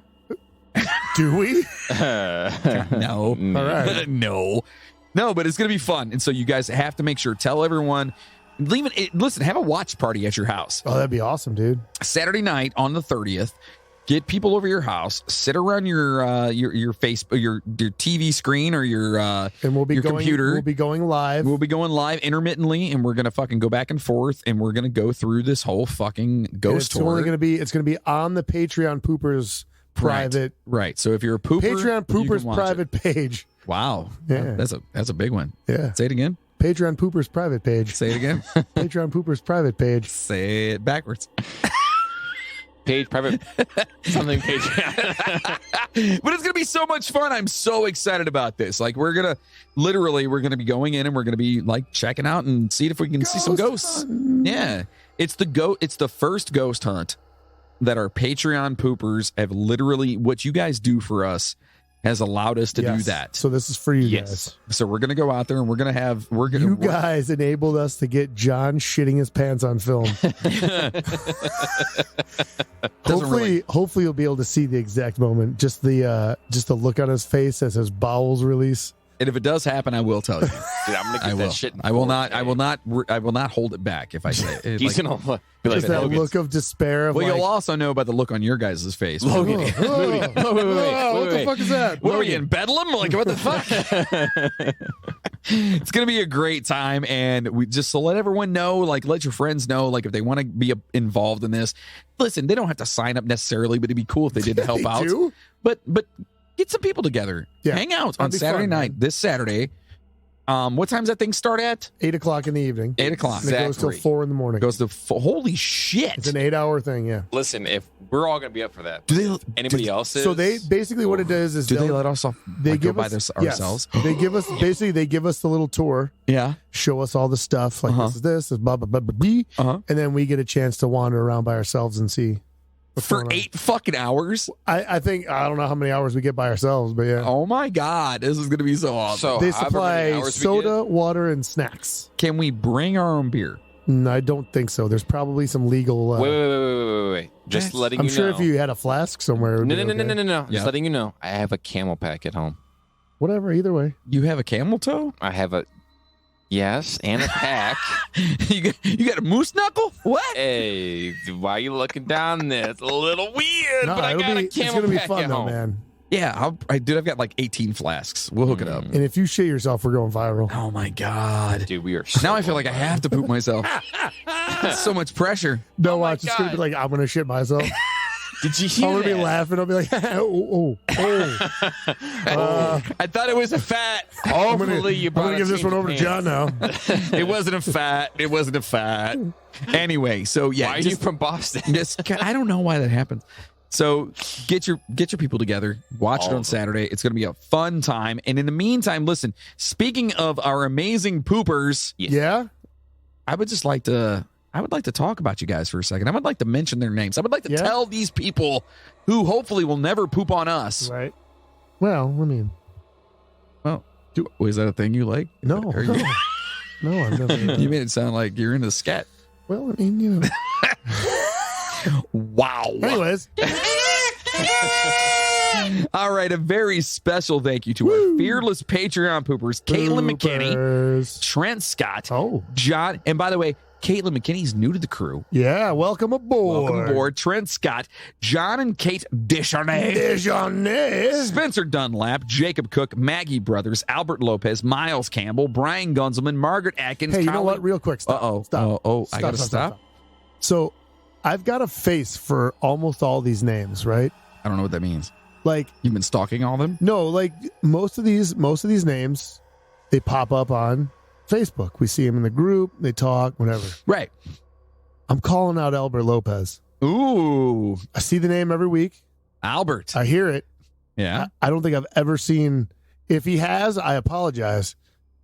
I want him to say something to us on Facebook. All right. Come so and say hi. Albert, come say hi on Facebook. Make a post. Post something in the group page. Absolutely. Man. Or in the Patreon producers page. All of you guys, be in there. Come hang out with us, man. It's so much fun. We have a great time in there. Anyway, sorry, go ahead. Yeah, no. And that's listen. I'm looking at you, Albert. I'm calling you out. To Colleen Cox, to Pumpkin Escobar, Mac Doherty, Turner Cox, Sydney Sayer, Gina Madison, Janet Sherrill, Laura Randall, Chad Flint, Cheryl Pierce, Chris McLeod, Justin what? Why do you keep fucking interrupting? Because we have several cocks in our poopers. We do. We have Turner Cox and Colleen Cox. That's a lot of cocks. That's a lot of cocks in our poopers. Wow. I never noticed how many cocks we have in our poopers.